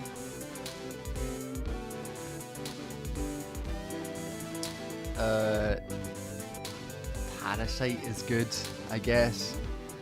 There's another classic. As You Wish, yeah, I love that film. American Psycho is very good. I do enjoy American Psycho. I've never seen Taxi Driver. A lot of the classic Martin Scorsese films I've not seen. I've not seen Taxi Driver or Goodfellas. Was Martin Scorsese Goodfellas? Or am I just making shit? I've not seen those films anyway.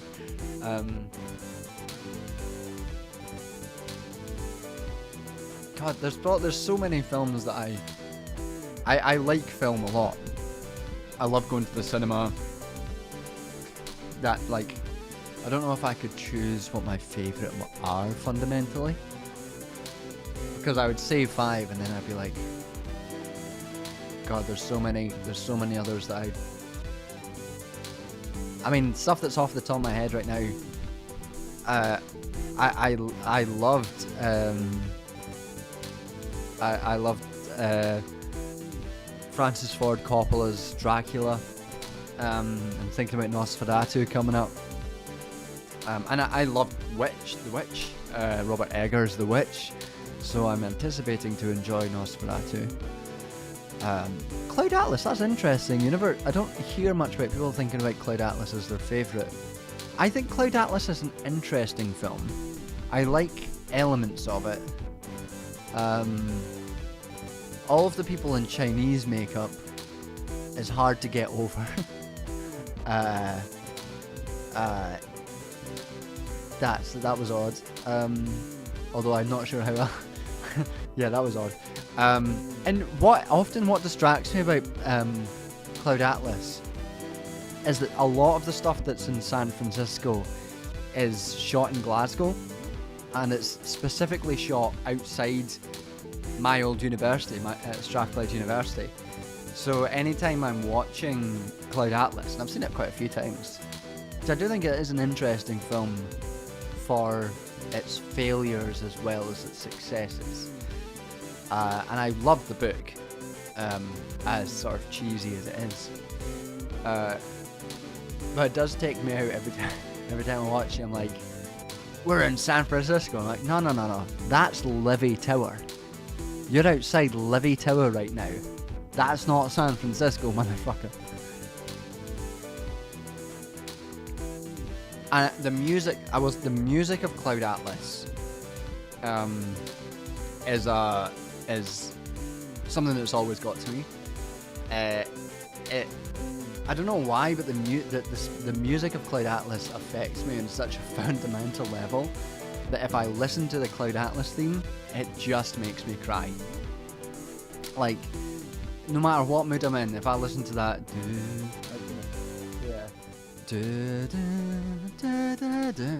it starts like I just start welling up.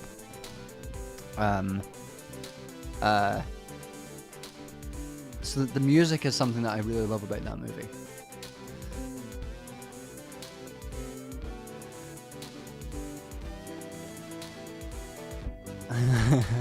I've not seen Megalopolis, or whatever it's called. Megalopolis.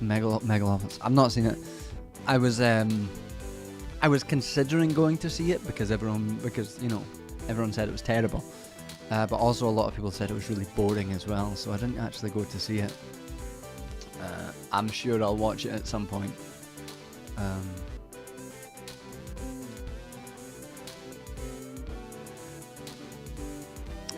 Yeah, I'm not sure what. I'm sure, like, at the moment, every film that I know is just evacuated from my head. So I don't know what else to say in terms of films. For some reason, Birdcage is leaping to the front of my mind.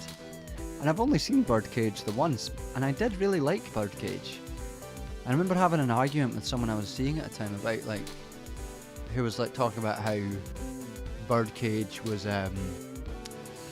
homophobic, and I was like, I get why I get what you're coming from, and it is playing off stereotypes, but also it's great. And it's not homophobic. And like, what's his face? What's his name? Oh god, I can't. Robin Williams is very hot in it. Which is, interesting.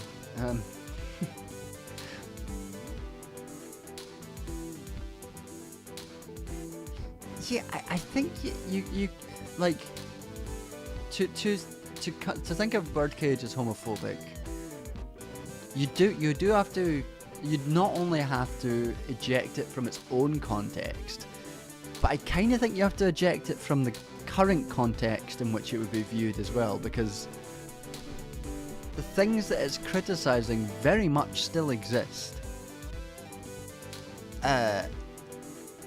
And a lot of the archetypes of people still exist as well. So I think you'd have to view it in the sort of so abstracted from the actual world, and the way it was received by queer people as well, that you would have to abstract it so far from everything to call it homophobic. I should do film analysis because I don't know how much films YouTubers recommend. Hey, there is 2 films.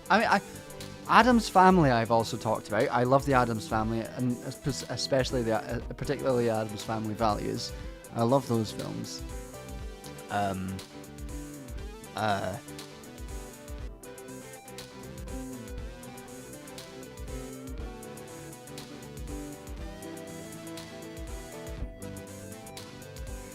When it came out, it forced a lot of people to face some shit they were trying to ignore.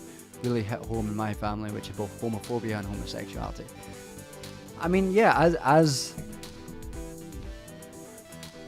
a queer person who's my family is broadly accepting with caveats. I think that viewing the Birdcage as homophobic, it almost like speaks to trying too hard, to an extent which itself comes across as kind of homophobic, if you know what I mean. I don't know how to like articulate that in a way that makes sense intellectually, but like someone coming up to me or and saying Birdcage is they don't like Birdcage because it's homophobic feels perversely homophobic to me. And I don't know how to justify that, but it just does. It's like I think you're being homophobic right now, actually. Maybe that's unfair, but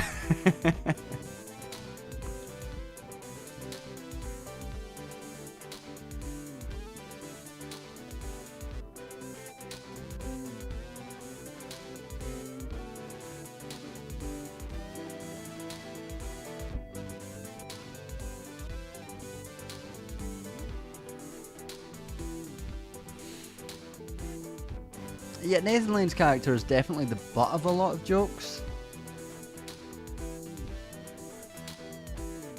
But yeah, I think, like, obviously it's not a film without, like obviously you can't,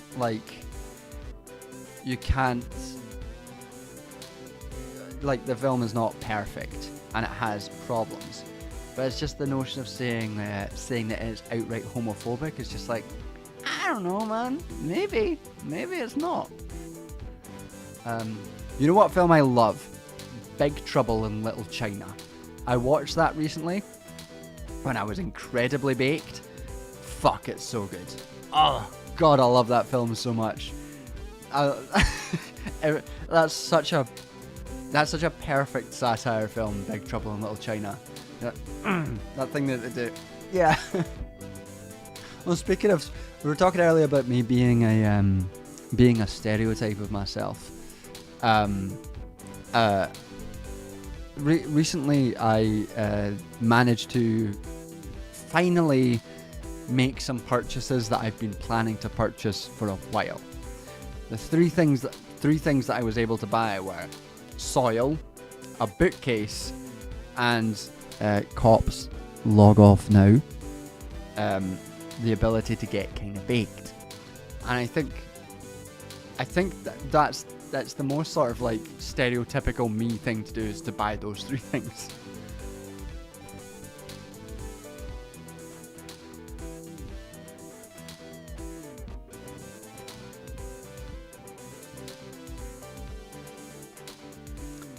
Big Trouble in Little China is so good. It's such a fun film. What a film. But yeah, so I think we have reached 11 o'clock, and I'm gonna say that it's time to wind down the stream and log off for the night. If you have any last questions, fire them out now before I start the final wind up, or before I finish the final wind up. And once again, I will do my job of trying to be a competent YouTuber by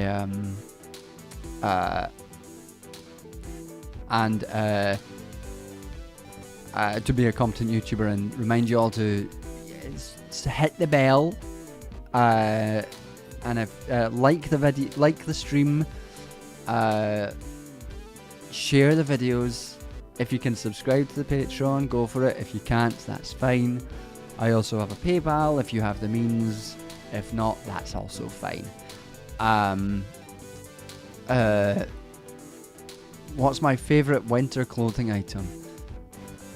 The Scum jacket that I turned up to the world premiere of Lord of the Rings movie in is one of the most comfortable. I bought it second hand, or maybe third hand or whatever. I got it from like a vintage shop in Edinburgh, and it's one of the most comfortable jackets I've ever had in my life. Anything made me feel optimistic lately? I was teaching I was in Bristol a few weeks ago teaching a class, and they still need to pay me for that actually. Maybe I should send them an email. And it was a class on globalization and human rights. And the students, when we were doing the discussion section, the students were all talking about how depressed they were about the world. And I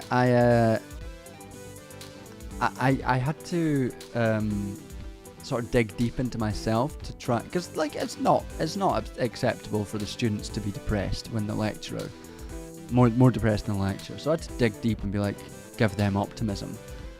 And one of the things that I would pointed to was that over the past few years we've had some of the world's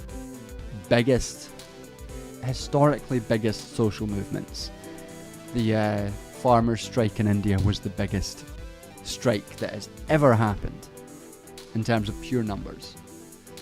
The Black Lives Matter movement was one of the biggest social movements in history that spanned continents. And the fact that action like that can emerge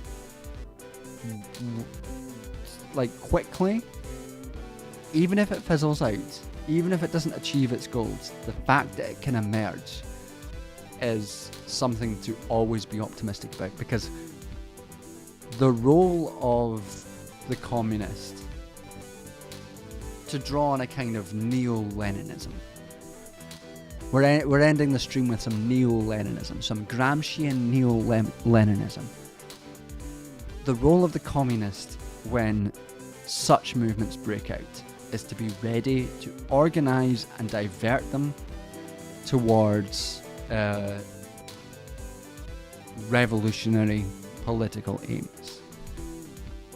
It's the goal of the communist organiser to see that action which erupts and to direct it and use it to organise. And we are not ready for it necessarily right now, but there are always people moving and organising and working in so many spaces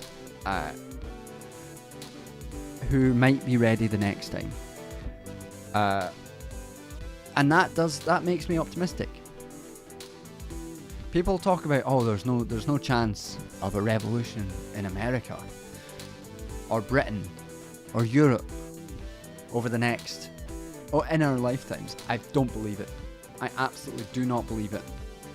I think revolution could happen tomorrow if the right conditions occur. And I think that the thing that communists have to be, to be effective, communists have to be prepared for that. Communists can't be like, oh, revolution's not coming in the next 100 years. We just need to do other stuff until then. No. We have to be ready for when the mass of people starts moving, so that we can have an effect to move them in a revolutionary direction. I was reading an interview in that Social Reproduction Monthly Review journal just last night. It stopped me from getting to sleep until 3 a.m. because I don't know when to stop. But it was an interview with Selma James, and she was talking about the way that CLR James changed his view of revolution in light of his work on the Haitian Revolution. And there was a line that I will butcher now, where it was not that communists make revolution, but that revolution makes communists. And I think that's something to keep in mind. Revolution doesn't make communists automatically. It's the job of us to leap on the revolutionary fervour to make communists and to make the revolution successful. And yeah, that's a bit of optimism, I guess, to leave the stream with. So thanks for coming along. And we'll finish it there, and I'll see you, if not next week, for a video release the week after. Family Abolition is coming.